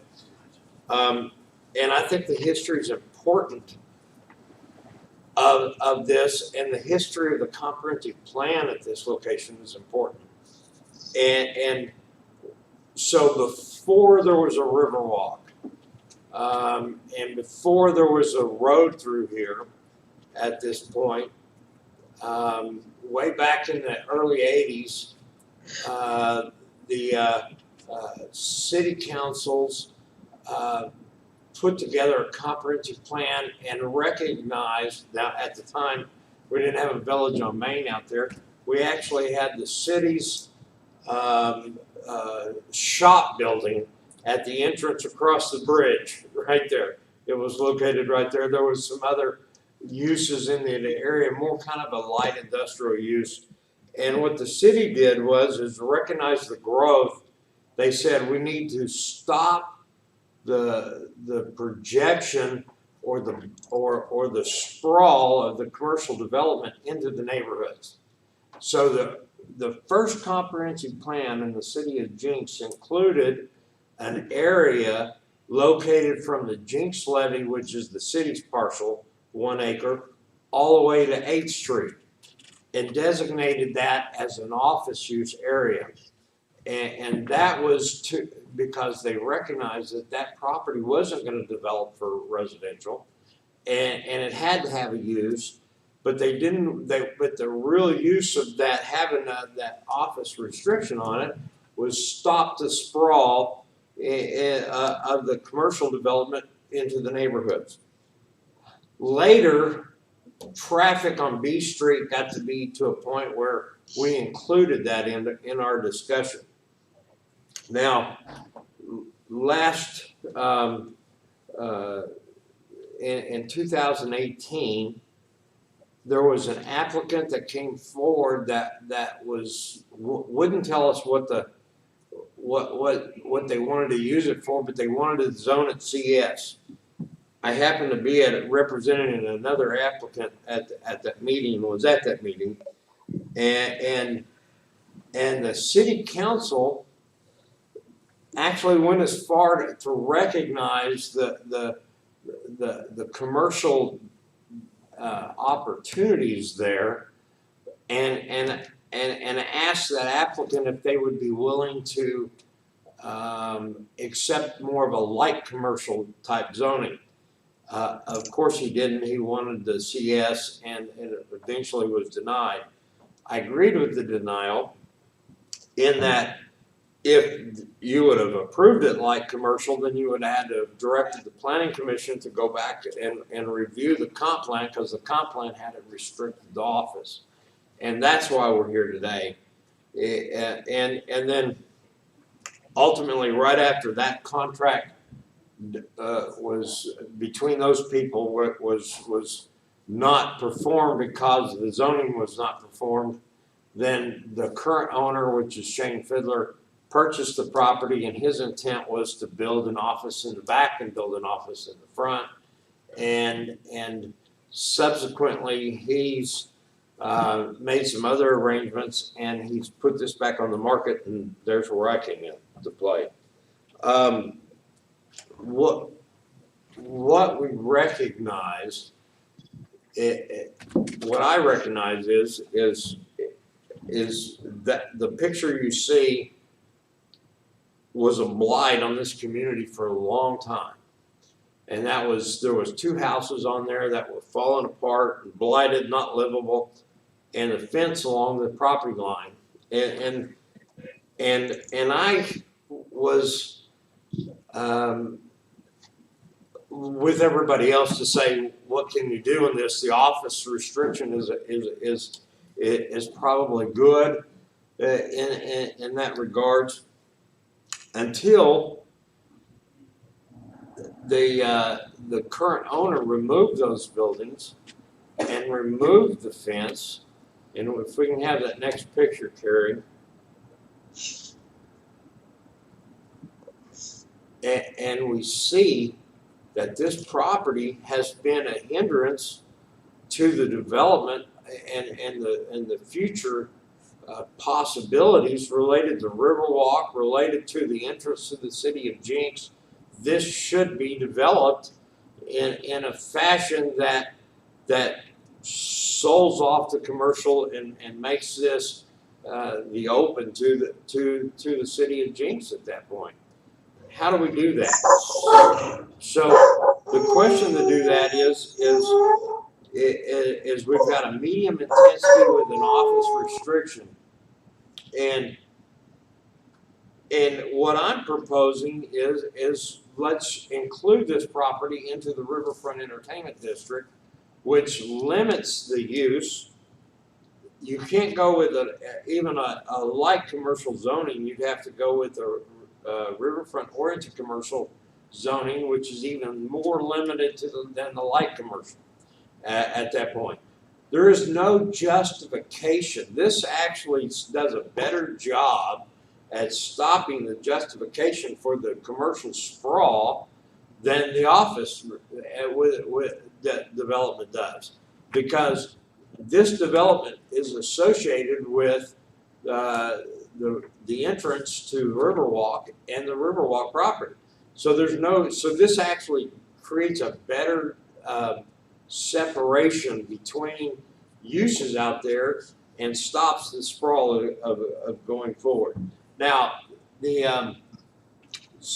there's only 2 zones that are supported by the Riverfront Entertainment District, and that is the Riverfront Oriented Commercial or Riverfront Tourist Commercial. And both of those have that limitation on them at that point. The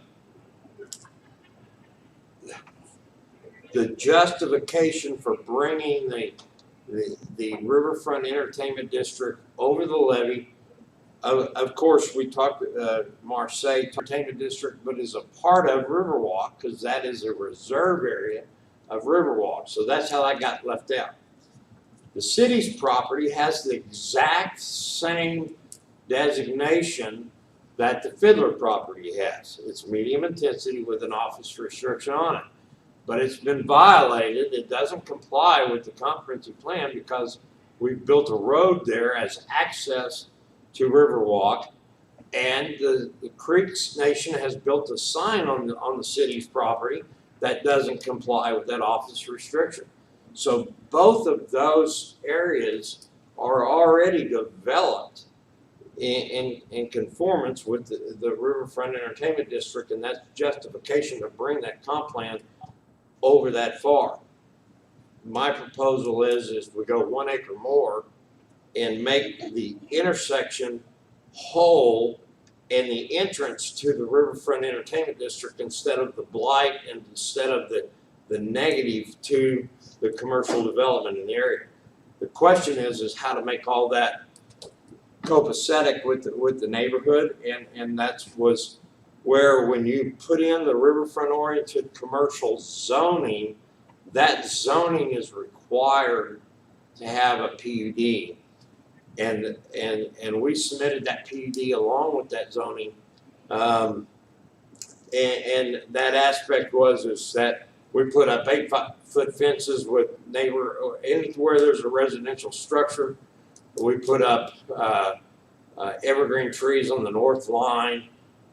We did a parking lot design to dump into Riverfront Drive to protect and all that's on a site plan at that point. We'll have no amplification of noise. There's no music venue associated with this. There's a potential for some outside seating. All that is located on the east of the building, and the building is located on the south half of the property.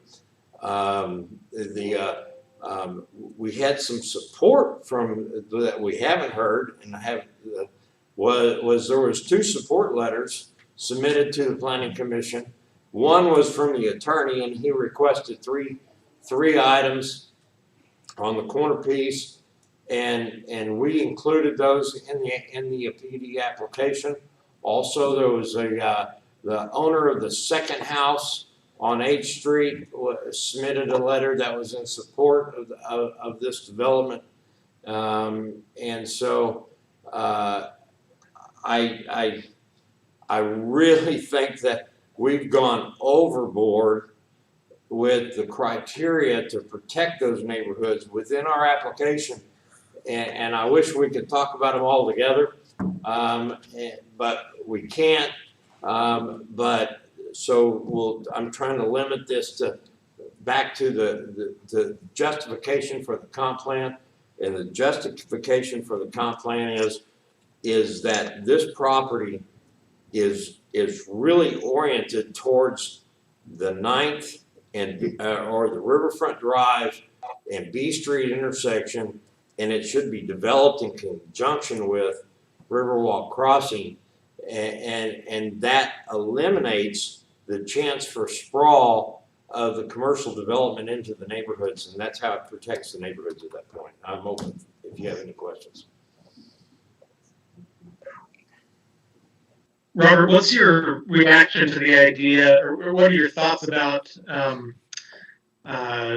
sound barriers, and what's your reaction to the idea of having some advisement from the citizens nearby on how that ought to go? Mayor, what we did was we built an 8-foot high fence.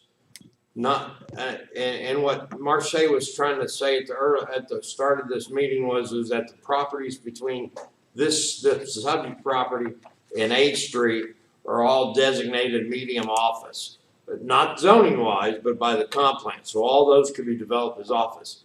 But I recognize that 3 of those are residential in nature. So in our submittal, we've agreed to an 8-foot fence starting at that first residential piece, going all the way to the north property line and all the way across the north property line so it connects with Riverwalk. And that 8-foot boundary is significant in that location. Also, as a sound barrier in a sense, on the north end, we're going to plant mature evergreen trees at the spacing required, the minimum spacing required. That'll be along the north boundary. I don't know how much good they do right now. I think they do some because those trees absorb sound. But in the future, as they grow taller, it'll help the neighborhood. That really doesn't help the neighborhood from our use because I don't think our use is going to have that much sound coming out of it. That is more of a good neighbor gesture because those trees will help that neighborhood from the sounds of Riverwalk at that point. So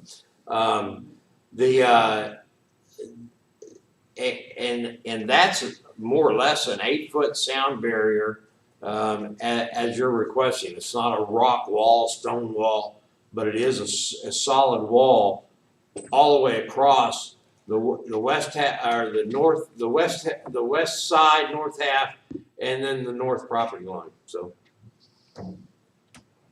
Now, I think that the ultimate owners of this property, and we've been working on a contract with them, and they've been caught up in the COVID-19 issues. They'll be good neighbors. They don't. In fact, their hours fit really well in this location because one, when the school buses and the school traffic is there, they're not there. They're there during the lunch hours, and the school's in session. When the school lets out of session at 2:30 and that road gets full, then that's the time, that's the afternoon lull to this business where they don't have a lot of activity. So I think that the hours fit fairly well together in the concept. So this isn't a PUD, this is a zoning change, correct? That's So what correct. we're asking, so if a commercial business went into this, say it's, I don't know. This is not a rezoning. This is a comprehensive plan amendment. Right. Okay. So this isn't even a rezoning. This is just saying in the future, could a commercial use go in there? Potentially. Okay, that's what I'm trying to clarify because this is more sounding like a PUD than it is a. And I tried to avoid going there, but the mayor's question took me there. So. I got you. Thank you, Robert. I'm sorry. I didn't mean to cut you off. I just thought there was a 3-minute limit, not that there was any other citizens that wanted to talk, and they should be allowed to talk. It's not possible to limit Robert Bell to 3 minutes.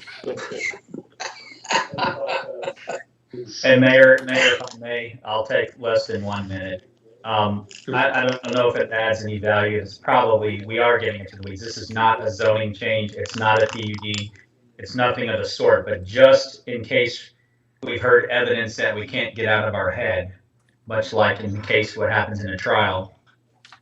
I just happened to I went to the existing Mondos and I talked to 2 residents that live as close as possible to the rear of the structure. Now keep in mind in this Mondos, they have multiple restaurants that are neighbors to their north and or south. And when I talked to those 2 neighbors, the majority of what they said is that the sound problems that they have really came from the establishment of Southminster Presbyterian Church generates far more sound than that they actually heard from the existing restaurants. So, you know, when we think of a restaurant producing a lot of sound and traffic, I wouldn't necessarily tend to think that this kind of establishment is a sound nuisance necessarily. And that's all I'm going to say because I know we're not actually voting on how many trees and how tall the fence has to be and how thick it has to be to reduce sound. But just kind of keep those things in mind. You know, we can drive around and find other instances in Tulsa. Shoot, right over in Bixby, there's something very similar to this where the neighbors are providing evidence of a nearby construction and how the sound has been mitigated. So there's just some things we can think through. And then, you know, that's kind of that's all I'll say about that. And like I said, I don't want to confuse anybody. This is whether or not the comprehensive plan can be changed. And it doesn't guarantee that this land will ever be sold or nothing. We could be here 2 years from now, there'll be nothing on that property. The vote tonight has nothing to do with the future success of the sale of this property. I would like to make clarification that whenever I referenced cement fence, Robert, that came out of the Planning Commission. That's one of their recommendations. At this point in time, Mayor, I would like to request that we allow our citizens to come to the podium and tell us what they would like for us to consider. We've done a lot of talking, but we've not allowed our citizens at the podium. Traditionally, we allow council to ask questions of the applicant, and I just want to make sure council members all get a chance to ask the applicant any questions they want to make. I'm certainly not trying to discount anybody. Is there any more questions from council of the applicant? All right. Thank you, Mr. Bell. Thank you. All right. So we've got some members of the neighborhood here. Who come talk to us first? Thanks for joining us tonight. Mr. Mayor and council members, thank you for the opportunity to speak here. My first comment has to do with a picture that's being presented to this council and to the residents. And Can I interrupt you just one moment, please, Mr. Morgan? Would you mind removing your mask while you speak? It's kind of muffled.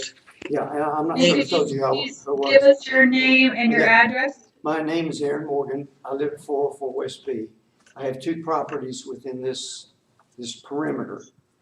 And the picture that's being presented, and I think it harkens back to another representation that goes back to 2018, is that there is some kind of commitment to this property from some kind of establishment. And I'm glad one of the council members mentioned this because he mentioned Mondo's. I happened to have done some research at Mondo's, and I've talked to Bob Aloisio, you can call him yourself. Bob Aloisio and his brother. Morgan, Yes. Mondo's is not anything of public record, and this is a comprehensive plan amendment hearing. And unless the city attorney says otherwise, we need to stick to the topic of the comprehensive plan amendment. Okay, well, this pertains to the comprehensive plan amendment because it hinges to a 4-part process that we're going through here. The first part we were not allowed to speak at. So now we're here at the second part, and we're limited to 3 minutes to speak. And I think that there's something unfair about that. You spoke quite a while, Mr. Bell spoke quite a while. But we're talking about an entity that is not part of this conversation. I understand that, but it is a part of this conversation. This is a visual picture. We saw the pictures right on that screen. It's a visual picture of what this is going to be and what this pertains to. Bob Aloisio says he has nothing to do with Jenks. He has no commitment to this restaurant. He has no commitment to Bob Bell. He has no commitment to anything that has to do with this. And we're being shown these pictures like this is something kind of coming. It's not coming. I don't know where this got to, but I'll tell you what it harkens back to in 2018, if I may. This property was represented as commercial property back in 2018. It was not commercial property. The sign said commercial property right on the sign. I brought that up the last hearing. It was just ignored, but it was misrepresented then. It's being misrepresented now. And it does have something to do with it.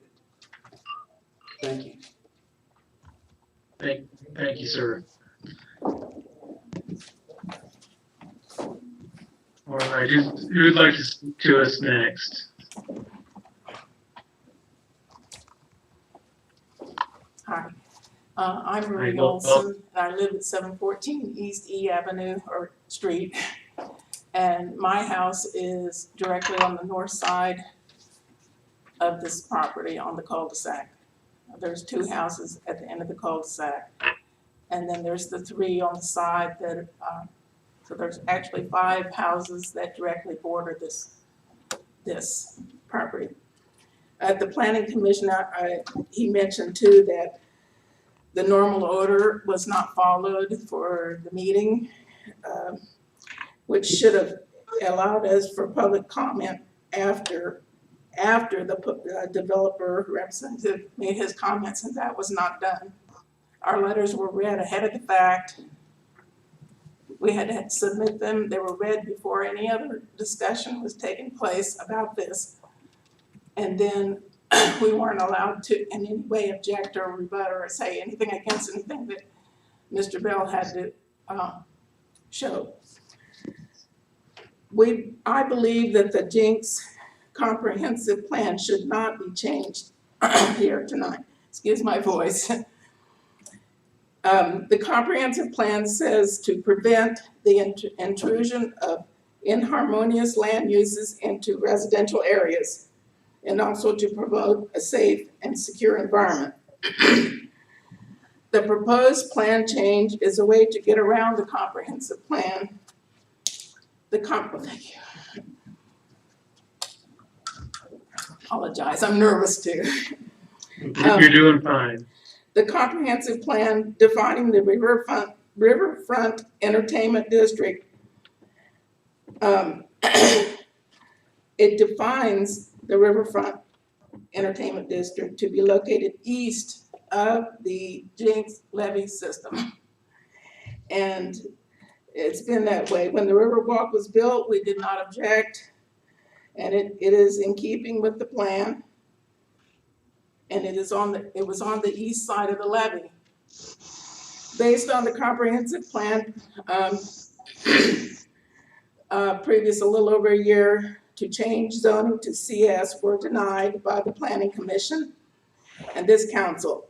The change to OM was made as this was deemed compatible. We in the surrounding homes agreed that this was a compatible use. This present request by Mr. Bell to change the comprehensive plan is unjustified. It is to hasten the sale of the property at the inflated price.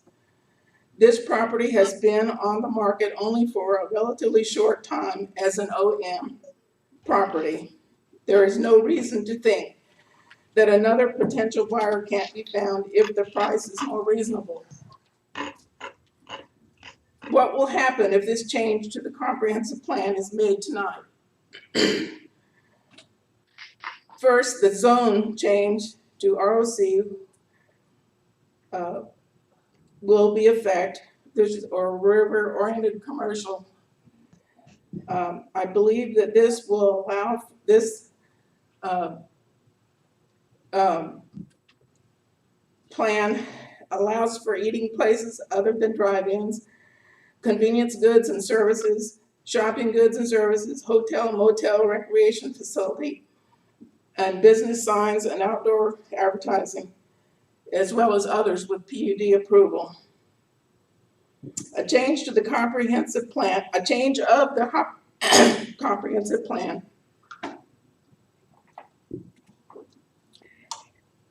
opens this neighborhood up to all of these possibilities, even though we're talking about one thing now. It could change.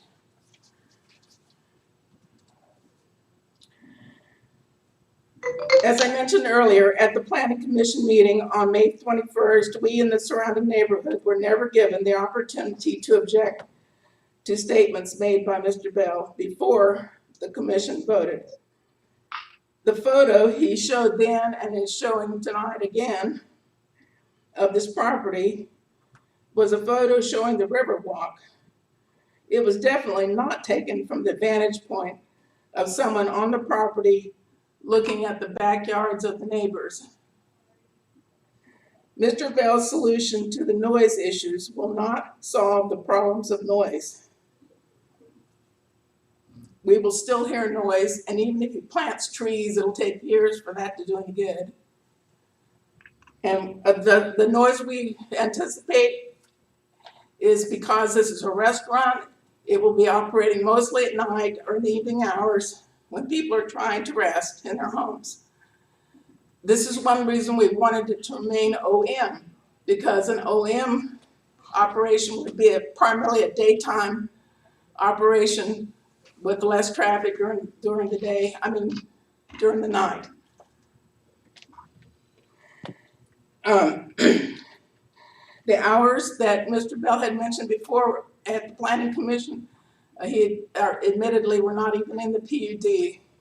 So we don't even know how late this thing would be going at night. There is no definite deal with the Mondos apparently. Also, contrary to Mr. Bell's statements, this change to RED or ROC will not prevent the sprawling of commercial development into residential areas. He mentioned sprawling. Well, it merely changes the borders. What would prevent in the future extending of the RED designation to include more and more of the neighborhood? There is a good reason that the River Entertainment District was restricted to the east side of the levee. in the comprehensive plan. This property should remain OM to be compatible with bordering properties.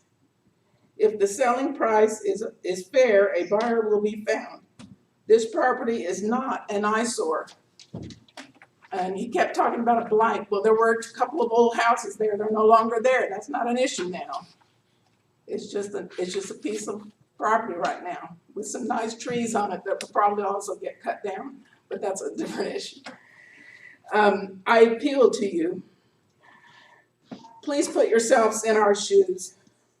No amount of PUD restrictions such as walls and landscaping will protect us from the noise, fumes, and traffic issues from the proposed restaurant business. An office would operate, as I said, primarily in the day. A restaurant is noisier at night. Hydraulic and traffic engineering studies need to be done before anything is built, whether office or a restaurant. While the property is vacant, the city of Jenks should look at the possibility of using part of this property to alleviate the traffic situation. And I believe there's some things that can be done to route the traffic both ways out of Riverwalk. It would help some. And maybe there's other things. What is the rush to change the comprehensive plan at this moment? The plan designed to prevent the intrusion of inharmonious land uses into residential areas. I ask you to just visualize this for a minute, that you're standing on the property and you look on all sides of you. As you look around, on one side is a levee. Any commercial development is way across the levee. If you look forward toward B Street, you will see that there is one home there that's been converted to a lawyer's office. And the other two sides are residences. There are homes. Please do not change the comprehensive plan. Thank you. Thank you.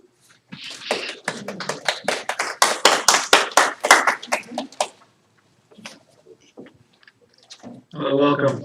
Hello, Mayor and council members. I'm Mary Nell Scott Hall, and I live at 717 East E Avenue Street. And I'm right across the street from Marie. And we have been through all sorts of things. I've lived at the property since 2002.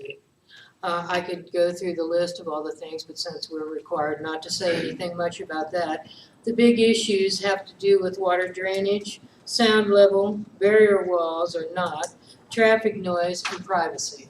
Okay, each time we come, we don't go away. Okay, we're still holding up our flag to save our neighborhood, regardless of what we realize that Jenks wants to expand, and that's not a problem for us. You know, we dealt with the Riverwalk. We've had all sorts of things that have happened in that case, not just sound issues, things that haven't been published, things that I talked to the counselor about. She's well aware. The problem with the situation is, as we see it, is this. Regardless of what, when we said yes, it's fine about the other property changing to the office, was because we were promised something, okay? So we found out that we could not guarantee, we could not count on what has been said to us ever. So how can we count on it at this point? And that's one of the issues. The other thing is the comprehensive plan, changing that really. I understand it can be amended. But under the circumstances, I don't feel it's in the best interest of our cul-de-sac. It says the plan is supposed to enhance the quality of life for all residents. Are we not in that category? Seriously. The use of ROC says in the plan it's for the enjoyment of tourists and recreational public. They don't live there. You all don't live there, most of you. Residential areas are supposed to be safe. They're supposed to be pleasant, healthy, well designed.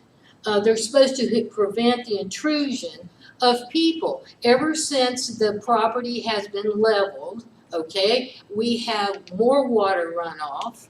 We have people walking through the cul-de-sac. I can stand in my front yard, and when people are sitting at the table at Louis, I can hear the conversations, okay? We can hear 169 highway we never heard before, okay? There's not only that, but we noticed several people down the street have had things missing out of their yard even. We do not know. It is a safety issue. We don't know who's coming and going. We want to protect our property values. We don't want them to have a problem. We suggested, we didn't care if the building of the office was closer to us.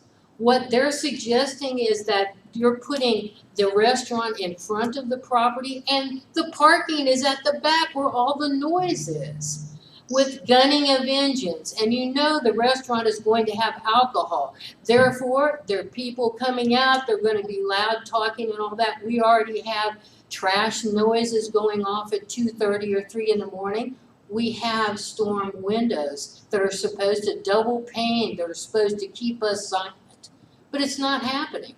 And we can't see that it's going to be any more of a difference. And again, when we have been deceived before, thinking something was going to be there and agreeing with whatever it is, can you not see that this is such a frustration to us? We don't want to keep coming back. We wanted this thing settled once and for all. We wanted to be protected, okay? And we don't see that that's a possibility. A fence is not a sound barrier, honestly, compared to the other things. And trees that are, whether they're called mature or not, we know that that's also not it. We also know there's already trees back there. And if those are cut down, that's another elimination. It's fine to take the side, that piece y'all are talking about. Yes, make that entranceway bigger or whatever. That would definitely help some of that traffic. But the shot that keeps getting shown is showing toward the river. It's not showing straight back so you can see everybody that's involved. If we can't get the sewer fixed, if we can't get any of those issues fixed that have to do with infrastructure, how can we go ahead and say, logically, we want this to take place? Please, if you want to take over our cul-de-sac, then why not buy all the properties? I mean, it's to that point for us. We're that impassioned about it. We don't want to lose the quiet properties that we had with no problems. And we're already sacrificed enough to the Riverwalk. We just don't want this to continue on. Please, we're begging you, protect our properties and don't do this. Do not change the comprehensive plan. It was made to protect the citizens of Jenks, and we are citizens of Jenks. Please, we're begging you. Thank you. Thank you.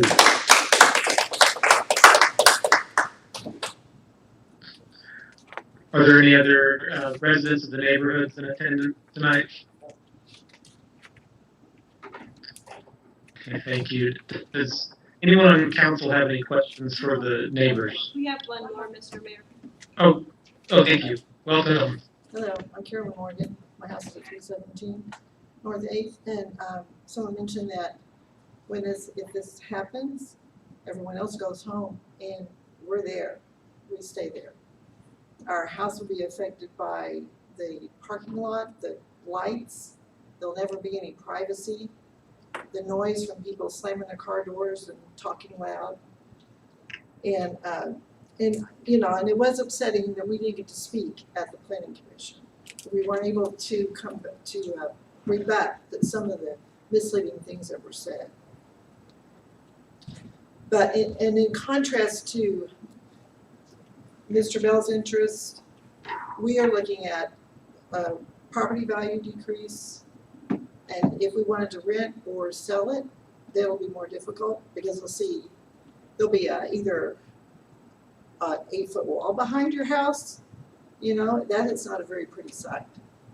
So I don't think that we want this. We know we don't want this. And I hope you all can consider that how badly this would affect our properties and our lives. Thank you.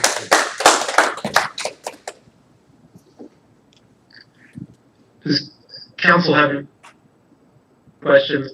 That's who are here tonight. Okay. I'm going to bring it back to council. Do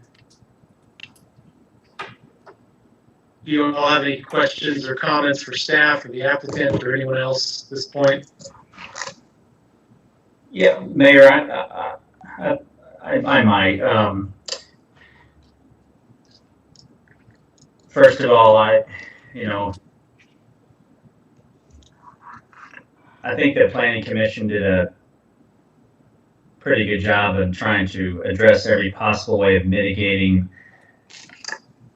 the potential impact on something of this nature on the neighbors. So, I don't often get to say thank you to those guys and gals for doing that, but what I would like to do, so often in these cases, one thing I think of, and I only think this way because I've had the opportunity to sit here for 3 years and be a part of these decisions that I never thought of as, just a guy in the neighborhood prior to, is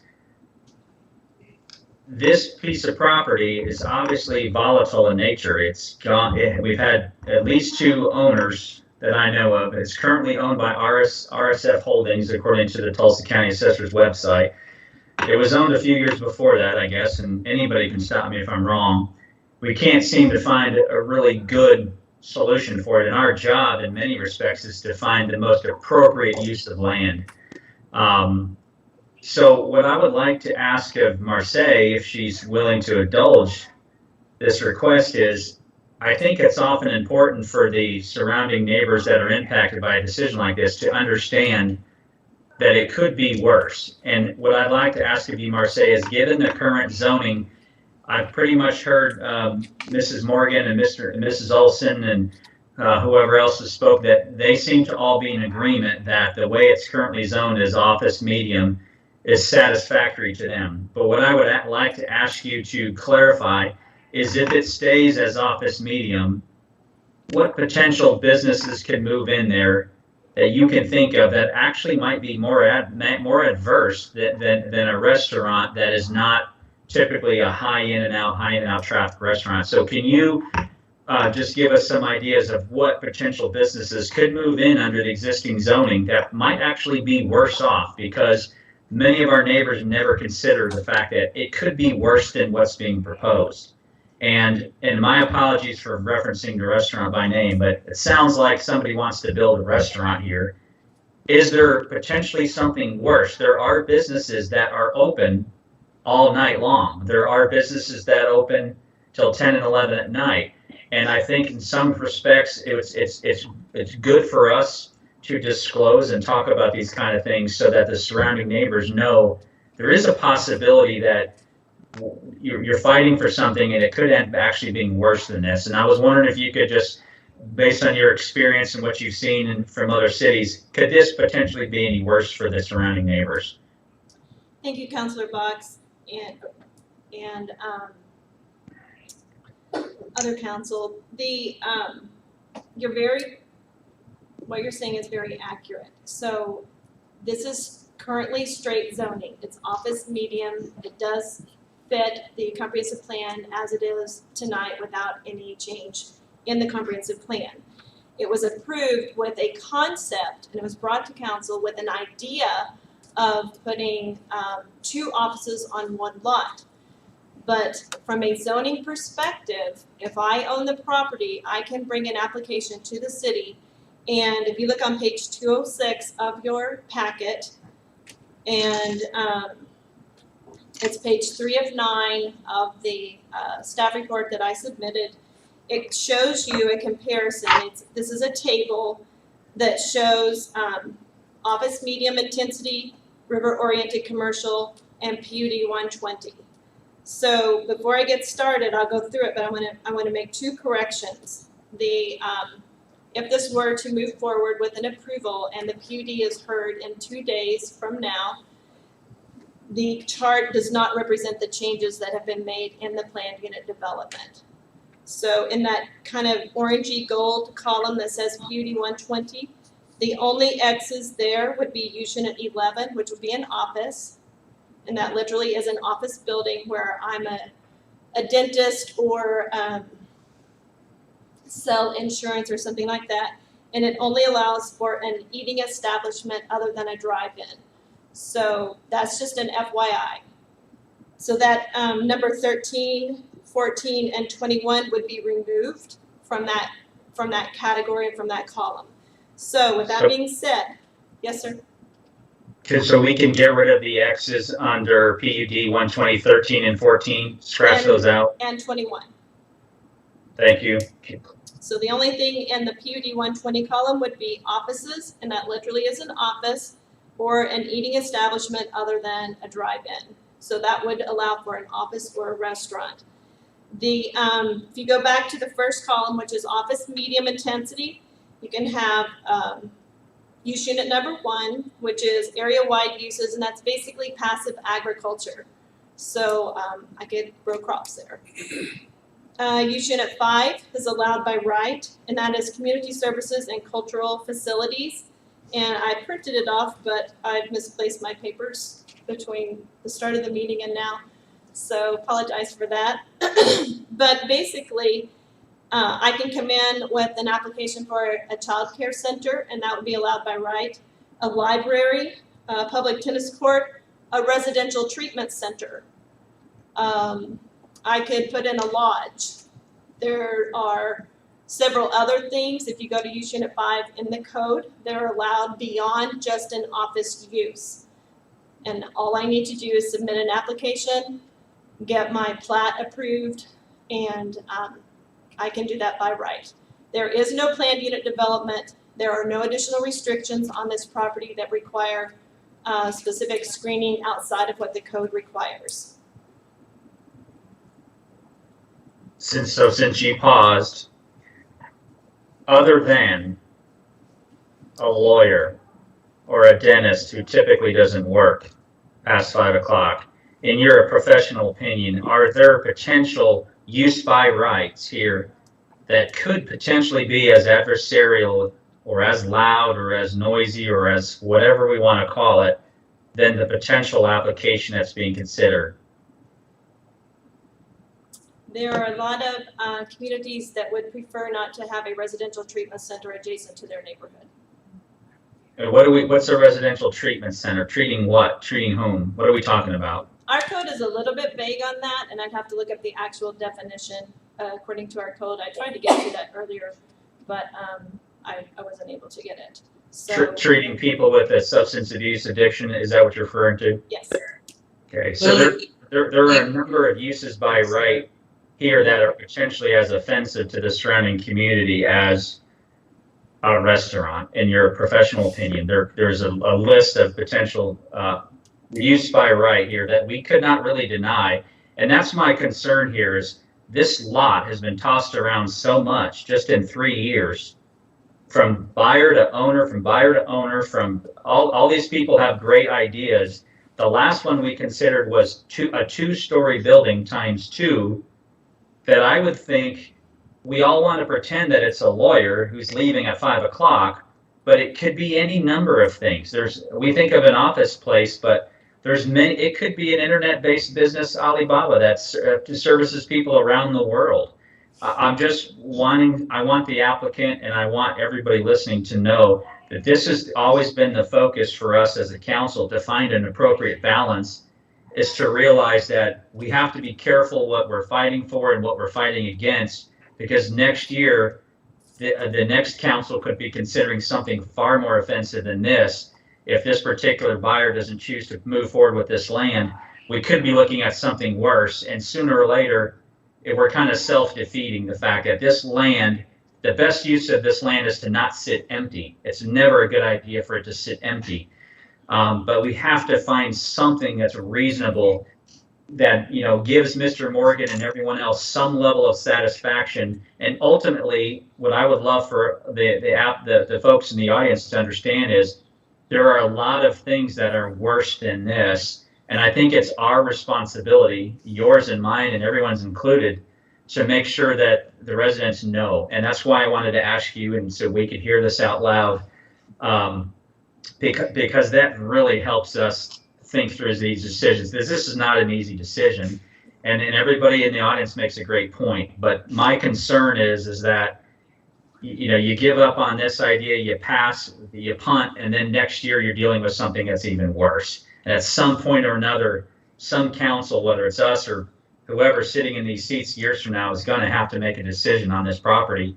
And my fear is that regardless of what the decision is made, it's going to be not favorable to the surrounding community. And that's the inevitability of the decision that we have to make. Is I just don't see a perfect scenario here, because use by right, there's a lot of bad things that could happen on this property, a lot of offensive businesses that could come in, and it's not going to be easy peasy like the lawyer next door who's probably quiet as a church mouse and nobody hears from him. It may not be that way.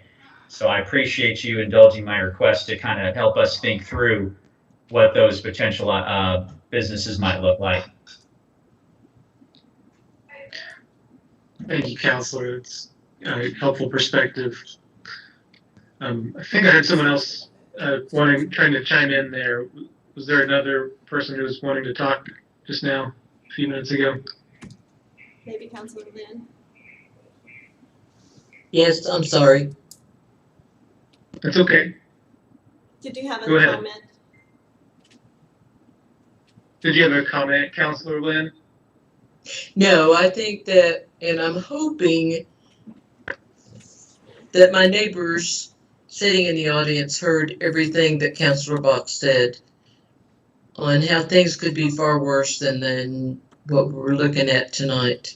Marseille was very good at explaining the use under the current OM.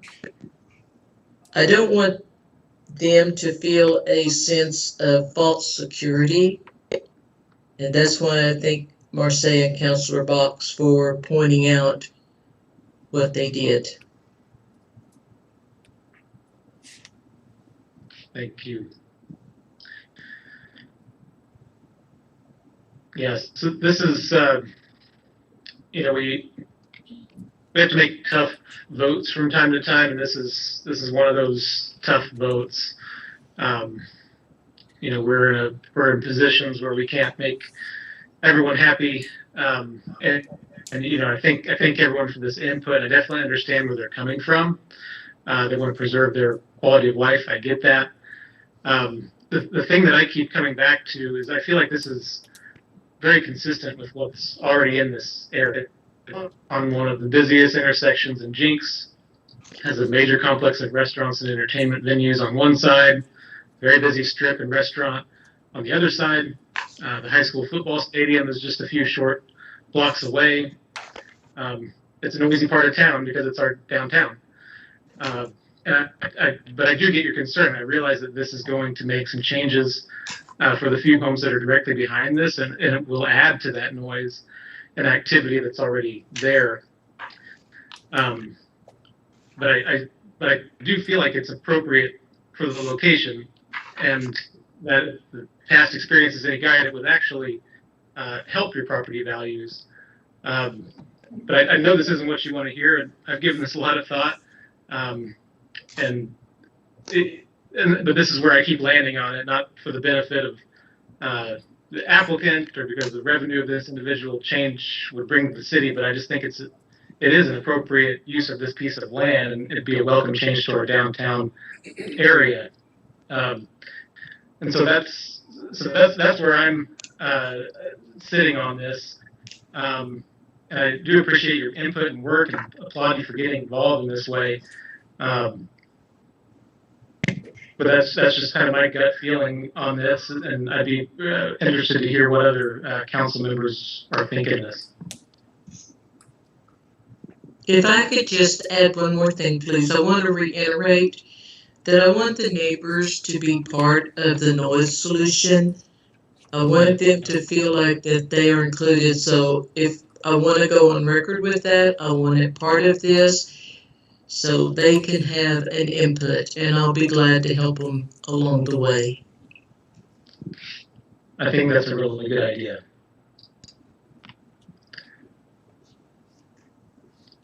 Anyone else on council have anything they want to add? Well, I'll just say 20 seconds, Mayor. I don't want to keep talking, but I appreciate Councilor Lynn, making a suggestion. And, Councilor Lynn, you've got 3 years left in your term, if I'm not mistaken. And I don't know anybody who fights as hard for you and puts as many hours as you do. So I would encourage you and ask you to take personal responsibility and accountability for all those folks sitting in the pews tonight, that you help them form a committee and that they stay abreast of every single meeting, whether it's a planning commission, whatever the case may be, because we can't make verbal promises or verbal hints that we want our citizens to be engaged and then have them not show up. So I believe in you, and I know that you'll make sure they're aware of all the decisions that come forward. And I may be long gone, but you won't be. And I think you staying involved with them would hopefully give them a sense of surety that going forward, that at the very least their voices are heard and they have an opportunity to speak. So I appreciate and applaud you for being the soldier that you are for your Ward 1 residents. Well, thank you, and I will. And I want to echo what Councilor Box has stated. I know Kaylin, and I know she will take care of these people. So, and if she doesn't, you come to me. That makes 2 of us now for you guys. And I know the others are with me, so they're all looking out for you. Sure. And I think that's the thing, is there'll be more that will be addressed, if this gets approved, down when it comes to the PUD and all of that. And that's where we really can get into the nitty gritty of how we can protect the neighborhood that's there. Just wanted to put that out there. So this isn't the end for you. Yeah. We had something almost similar a couple of years ago, and it may have been before some of you guys were on the city council, where a developer wanted to put in a senior citizens apartment complex with some storefronts in front of it. And the way it was going to be designed, it was going to be a problem with water and traffic to the neighborhood. And so we turned it down, but unfortunately because of that, it could turn into a 24/7 oil change place based on the way that the planning is on that particular ordinance in there. So yeah, we try to look at it things as best we can, and having somebody in your corner like Kay, it goes a long way. Yeah. All right. Well, thanks everyone. And if there's nothing else, I would entertain a motion.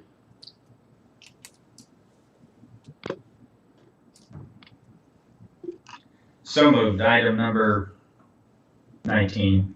Second. All right. Thank you. Let's vote. Isbell?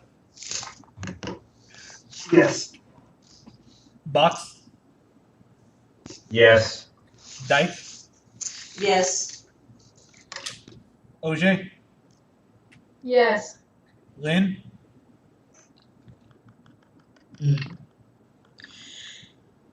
Yes. Murray? Yes. Mayor Lee? It's a tough one, but yes.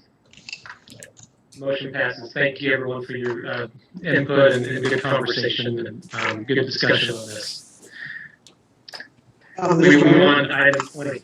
Yes. Mr. Mayor, please let the record indicate that I have left the meeting now and will return at the city manager's report. Okay. We will make sure the record reflects that. Thank you, Counselor. Is it safer to say he's recusing himself for the record, Mayor? I mean, as a point of order. No, it's safer for him just to leave the meeting. If he recuses himself, that's an automatic no vote. Good, thank you. Good clarification. Wise. So, all right, recusal is always a no vote, right? Correct. But if he's not at the meeting, he's absent, and so he won't even count as a vote. Okay. Can you make him turn his camera off? I'm kidding. We should just ask him to do that all the time. Just kidding here.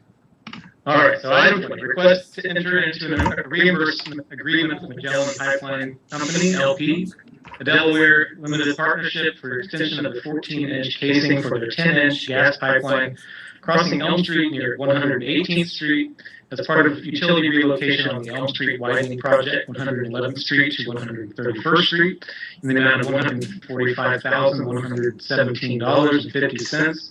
Funding for the same was requested to be appropriated from the JPWA 1 cent capital fund. Fund balance to be budgeted to account number 53521-5393. Fund 53 to be reimbursed if the 2020 GL bond is approved by the voters. Mr. Robinson. Mayor, council, this agreement before you is for the extension of a casing that is in regards to a existing pipeline that crosses Elm Street. Several months ago, we brought the one that is just down the street from this for Explorer Pipeline, and this covers the Magellan Pipeline. They'll be expanding the casing to cover the new section of road as we expand the road, and they'll be performing the work once we pay the full amount to them, and the amount is $145,117.50.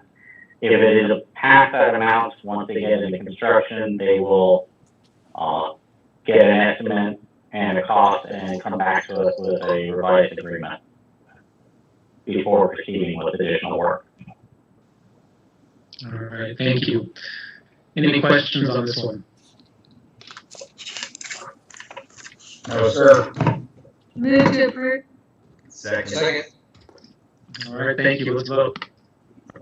Box, Yes, sir. Dyke, Yes. OJ, Yes. Lynn, Yes. Murray, Yes. Mayor Lee. Yes. All right. Is someone going to tell Gary it's safe to come out now? All right, there he is. Come out of your hole, Gary. All right, other business. So how did that go? We can't tell you. Classified. We can't tell you. You're in the dark. All right, city manager's report. That's you, Chris. So as Katie emailed out before our JAA meeting, there were planned protests at Tulsa Hills this evening, and out of an abundance of caution, the Riverwalk and Aquarium both closed early today. The Aquarium has at least three police officers at all their entrances there, and barricades, and there's barricades out here at City Hall and the police and fire station, and I believe Tulsa County Sheriff's deputies are also in town. I've seen quite a few of them before this meeting. So far we haven't heard of anybody that's actually in Jenks, but the concern was that rumors that they were going to go to Tulsa Hills and then come through Jenks. And I don't know if you saw, but Target was boarded up by 2:30 or 3 today, completely boarded up and closed. And there were officers at Lowe's, and all those Tulsa Hills businesses were closing. I think most of them by 5. So I guess it's unfortunately all this unrest is coming closer to us. But we have a great police department. We have great relationships with surrounding police departments, and we're members of the Southwest Area Tactical Team. So they're not, so to speak, at our disposal, but they can come help out if we need them. But hopefully we're just kind of, everybody's overreacting and nothing will happen at Tulsa Hills and nothing will happen in Jenks.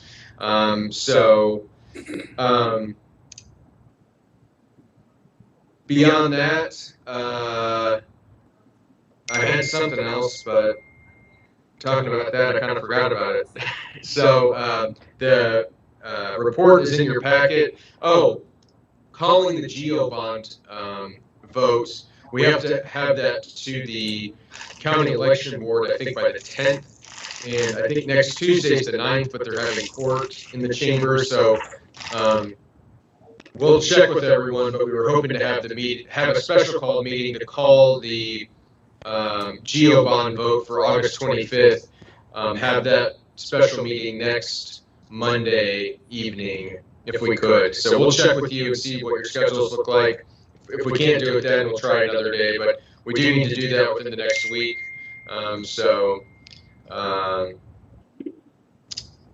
Does anybody have any questions?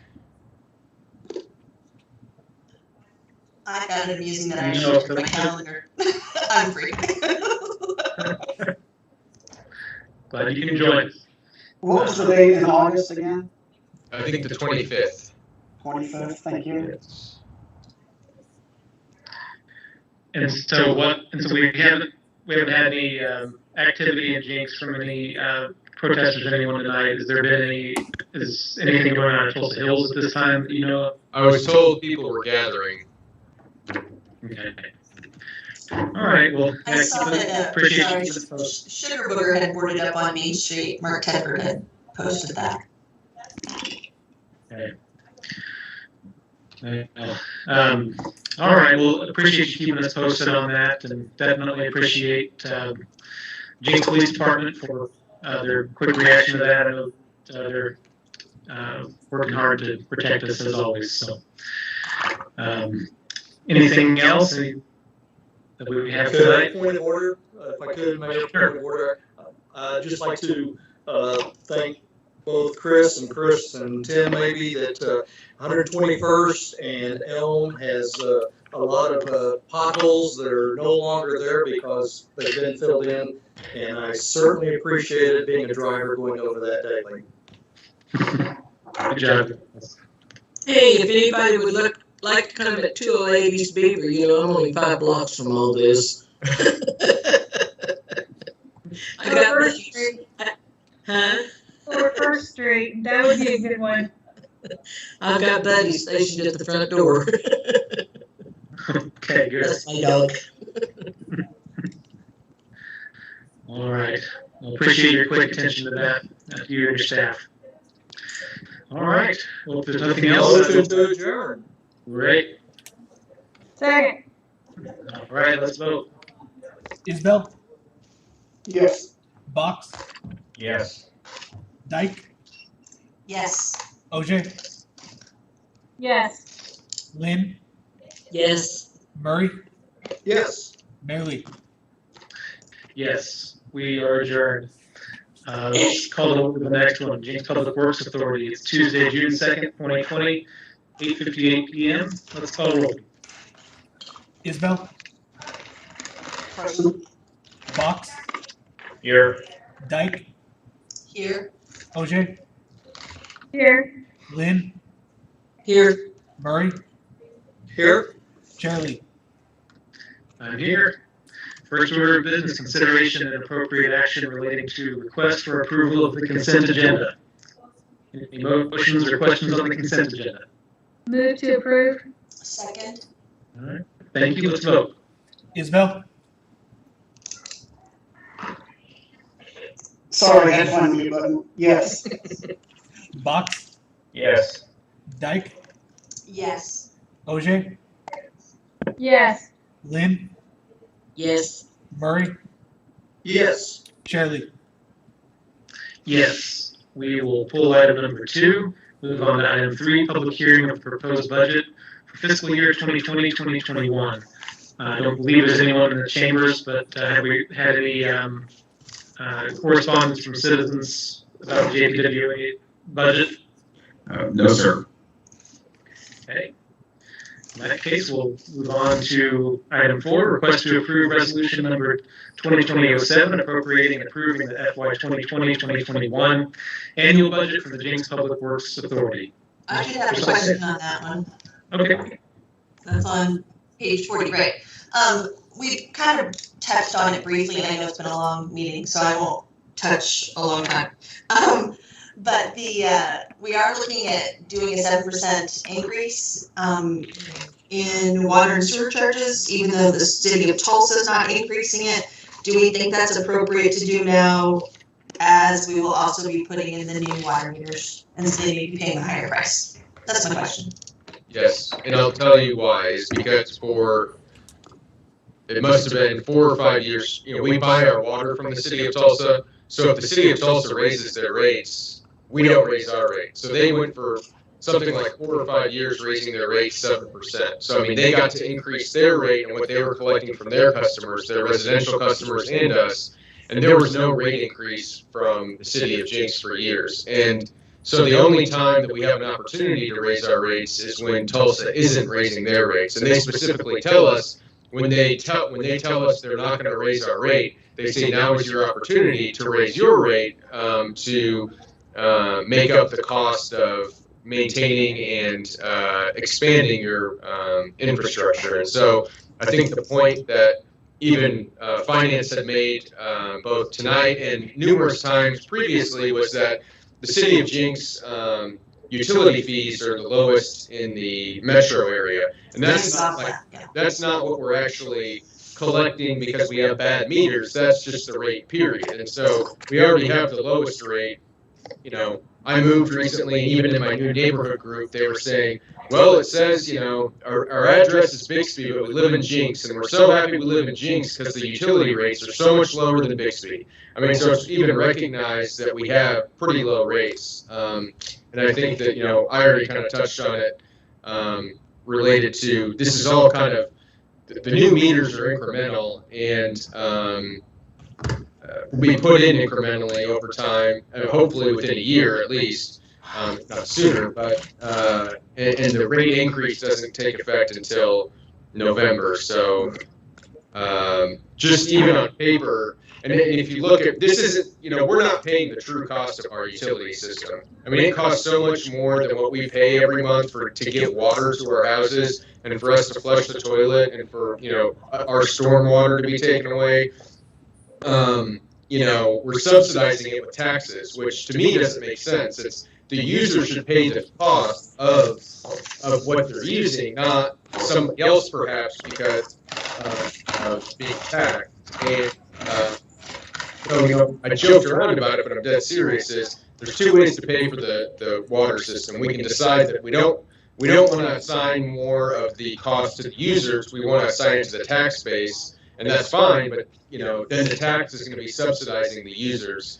And I think you'll see in the performator that we went over last year related to our audit, that I'll send out, and it kind of shows all these ratios, is one of our weakest spots is our utility customers don't actually pay the cost of what it takes to maintain the utility. It's an unsustainable, it's like if we said, well, we want the admission to the aquarium to be $10. Well, that's fine, but not going to cover the cost. Who's going to pay for the rest of it, And so, in this case, I think if you would explain to the customer, do you think it's fair that you pay more of the true cost of what you're consuming, or do you want to somehow tax yourself or tax others to get to that cost? I think the most fair way is for the user to pay that, and this 7% is just getting us a little bit closer to paying the true cost. No, that's a great explanation, so I really appreciate that. And so do these other cities that are paying more, like Sand Springs, because they pay a lot more, are they paying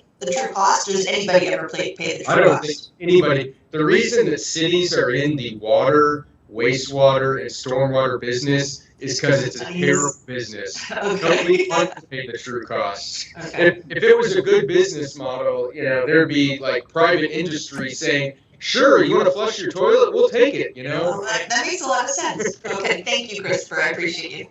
Yeah. Mayor, I think you're on mute. Of course, Mayor.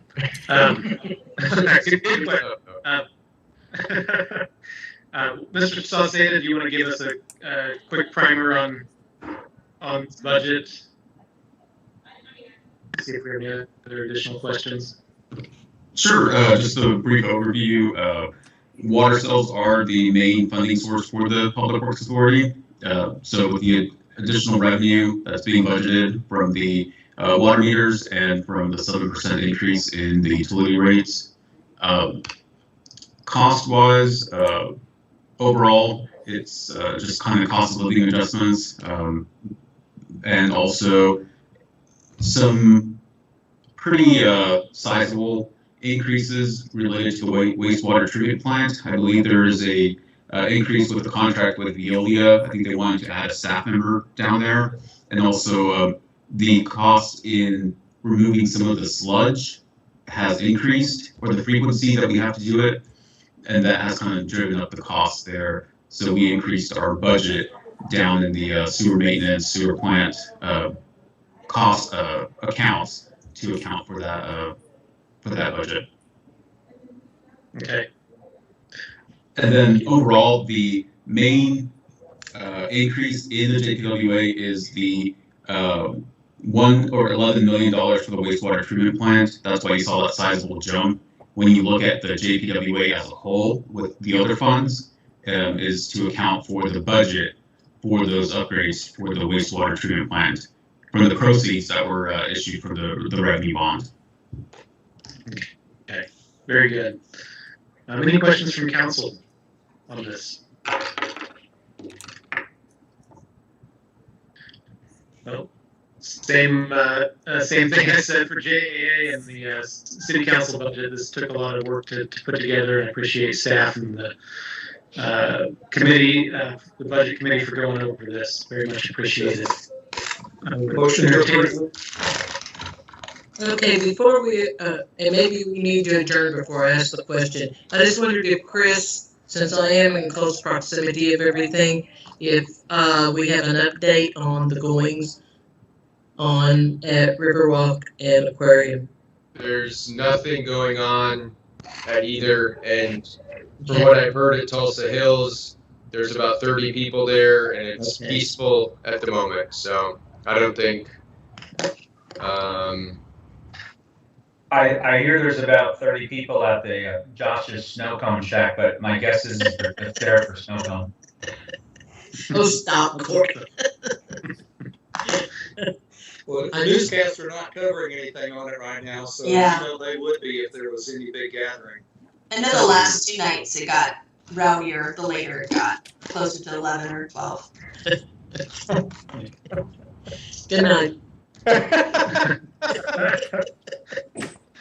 Just Wait, I wasn't there. Oh.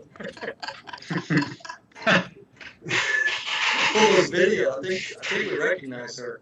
I saw her on Fox. I saw her on Fox. Hey, Craig, hire you to come be my guard, right? Motion to approve budget. All right. Second. Okay, thank you, Elizabeth. Isbell, Yes. Box, Yes. Dyke, Yes. OJ, Yes. Lynn, Yes. Murray, Yes. Shirley. Yes. Item 5, request to approve resolution number 2020-08, establishing an investment policy for the Jenks Public Works Authority for fiscal year 2020-2021. Mr. Sauce? So, or someone make a motion. Make a motion to approve. Second. All right, let's vote. Isbell, Yes. Box, Yes. Dyke, Yes. OJ, Yes.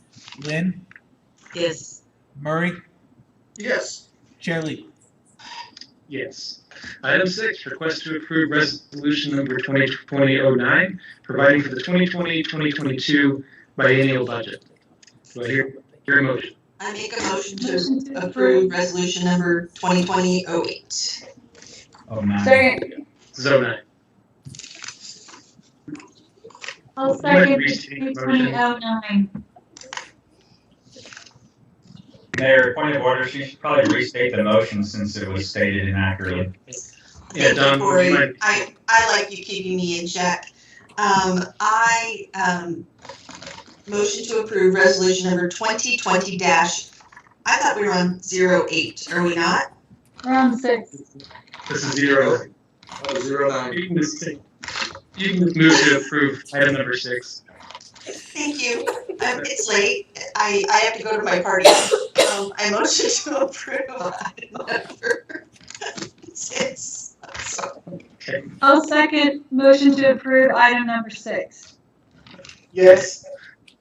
Let's vote on that. Isbell, Yes. Box, Yes. Dyke, Yes, yes. OJ, Yes. Lynn, Yes. Murray, Yes. Shirley. Yes. Item 7, request to approve resolution number 2020-10 for the transfer of unexpended or unencumbered appropriations. So moved. Second? Second. Thank you. Let's vote.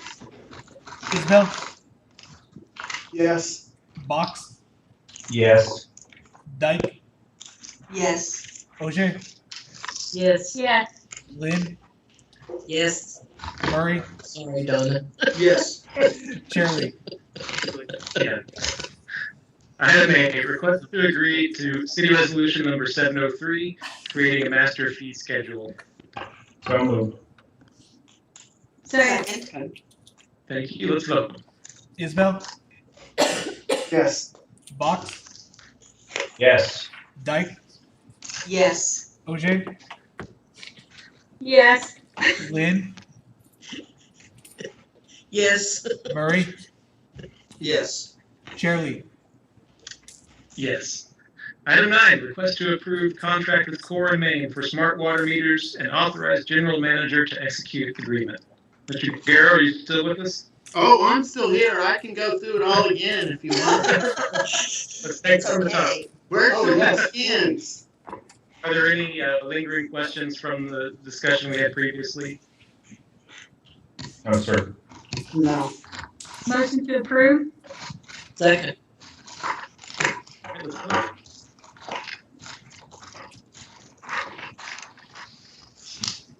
Brandon, we're ready. Isbell, Yes. Box, Yes. Dyke, Yes. OJ, Yes. Lynn, Yes. Murray, Yes. Shirley. Yes.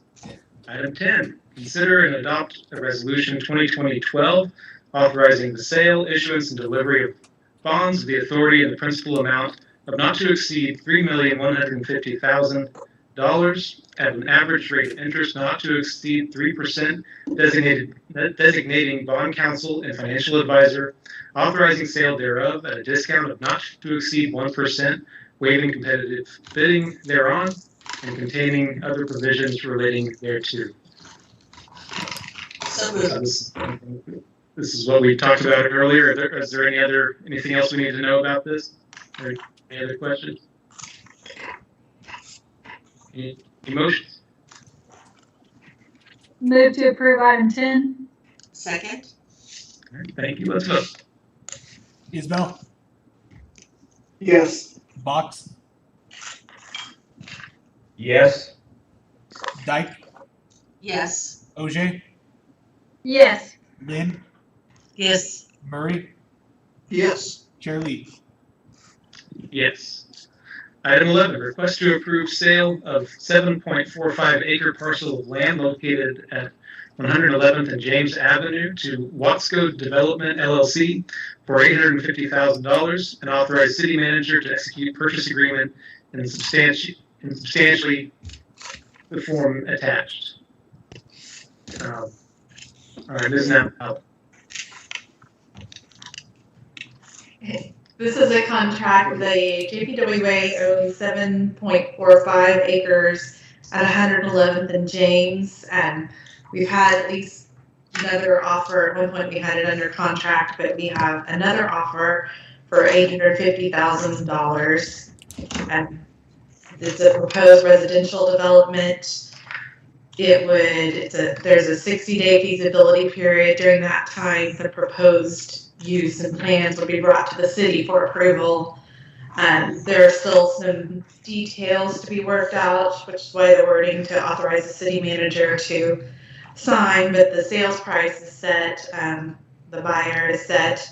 Things we're negotiating is, for instance, they've requested that the JPWA provide a survey within 5 days, and we've told them we can't do a survey within 5 days. It'll take 14 days. And just some of the kind of fine print details we're still working on, but staff is generally favorable to the contract.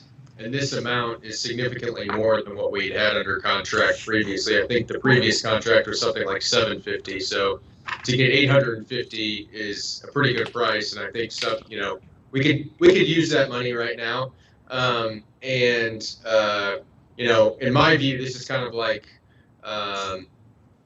in theory, you're saying yes, it makes sense to sell the land because the use is going to come back before you, so you're going to have another crack at what the use is going to be. So really, you're just saying, yes, let's get this process started. We want to see what they have to offer. We accept the $850,000, and let's see in detail what they want to develop there. But the Planning Commission and Council still have, this isn't saying you approve of what they want to do. It's you're approving of this concept, and you'll hear them out on the use. This is behind Tulsa Winch, right, Chris? Yes. Just north of there. Yeah, it looks like it's right next to it. Yeah. And our thinking was, even though this is technically an industrial park, we've known for years that if we try to go put an industrial use next to, the sad thing is the industrial park existed, and then previous councils, 10 or 15 years ago, approved residential uses right next to the industrial park. So if an industrial use, we're going to hear about it from the neighborhoods around. And so we thought, if somebody wants to do some sort of residential use, let's at least hear them out, because we would think the residences around there would prefer that to the industrial use.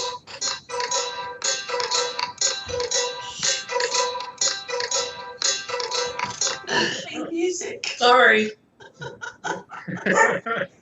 Okay. Is that Buddy's phone? All right. I have Everything's happening at once. I have a question for Mr. Sherrill. With the sale, well, I guess it's for Teresa or Chris. I don't know which one. Questions go to Teresa. Okay, Teresa, would you ask Chris for me that once the sale happens, what account does the money go into? It would go into a Public Works Authority account, but Robert Sauceda and I would talk about that, and it could even be up to your discretion if you wanted to set it aside for a specific use, but Robert and I would come up with a recommended account for it, fund and account, and then you guys would approve that. Okay, thank you. And one last thing, Chris, you said this is the best offer we've had on that property? Yeah. Okay, you think the Tulsa County Assessor has it assessed a little too high? At $973,000? I think so. I mean, we've had it listed, and it's been sitting there for whenever this PUD went into place. I think that was in the 90s.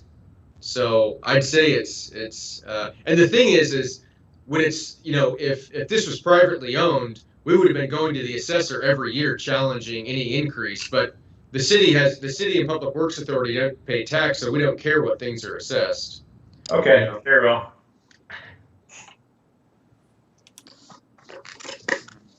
Any other questions or comments on that? I move to approve. Second? Thank you. Let's vote. Isbell, Yes. Box. Box, Yes. That was a hard name. Dyke, Yes. OJ, Yes. Lynn, Yes. Murray, Yes. Chair Lee. Yes. All right. I think Councilor Isbell's going to depart for this item too, right? Yes, let the record reflect that I just left the meeting. Okay. Thank you. Why did you even show up? Oh. Just kidding, just kidding. Notice he didn't say he was coming back this time. I know. All right, item 12, request to enter into a reimbursement agreement with Magellan Pipeline Company, LP, the Delaware Limited Partnership for extension of the 14-inch casing for their 10-inch gas pipeline crossing Elm Street near 118th Street. As part of utility relocation on the Elm Street widening project, 111th Street to 131st Street, in the amount of $145,117.50. Funding for the same is requested to be appropriated from the JPWA 1 cent capital fund balance to be budgeted to account number 535215393. Fund 53 would be reimbursed if the 2020 GO bond is approved by the voters. Is there anything new we need to hear on this one? Are there any motions? Wait, I have a quick question. Go for it. It says Fund 53 would be reimbursed by the 2020 GO bond, but we weren't doing anything. Okay, we were, because that's part of the roads. Okay, thank you. Right. Did it come back around? We hadn't talked about that part in a while. Thank you. Motion to approve. Second. All right, let's vote. Isbell? No. Sorry. Box? Yes. Dyke? Yes. OJ? OJ? Sorry. Yes. Someone needs to tell Kay her last name and what order she comes in. If you knew how busy it was at my house right now. Lynn? I'm juggling. Lynn? Councilor Lynn? Yes. Yes. Murray? Yes. Charlie?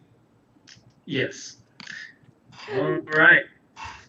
All right, Councilor Isbell, come back if you want. We're on to item 13.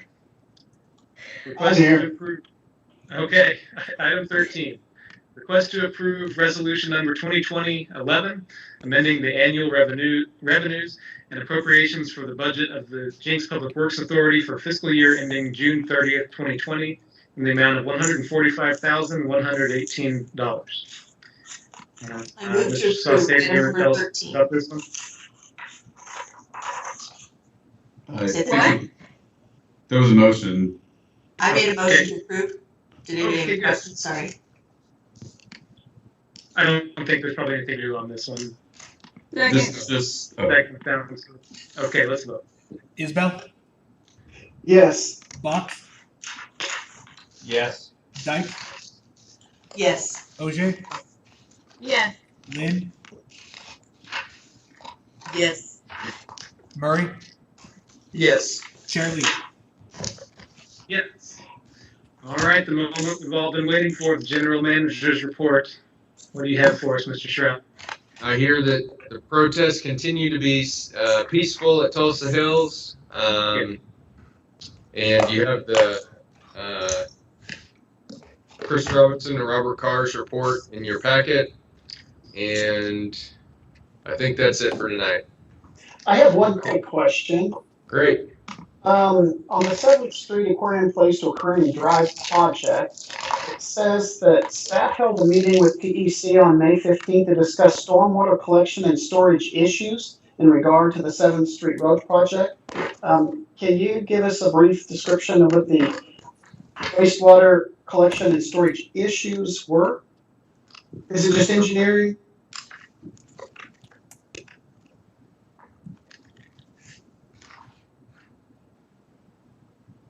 Say that again, Gary.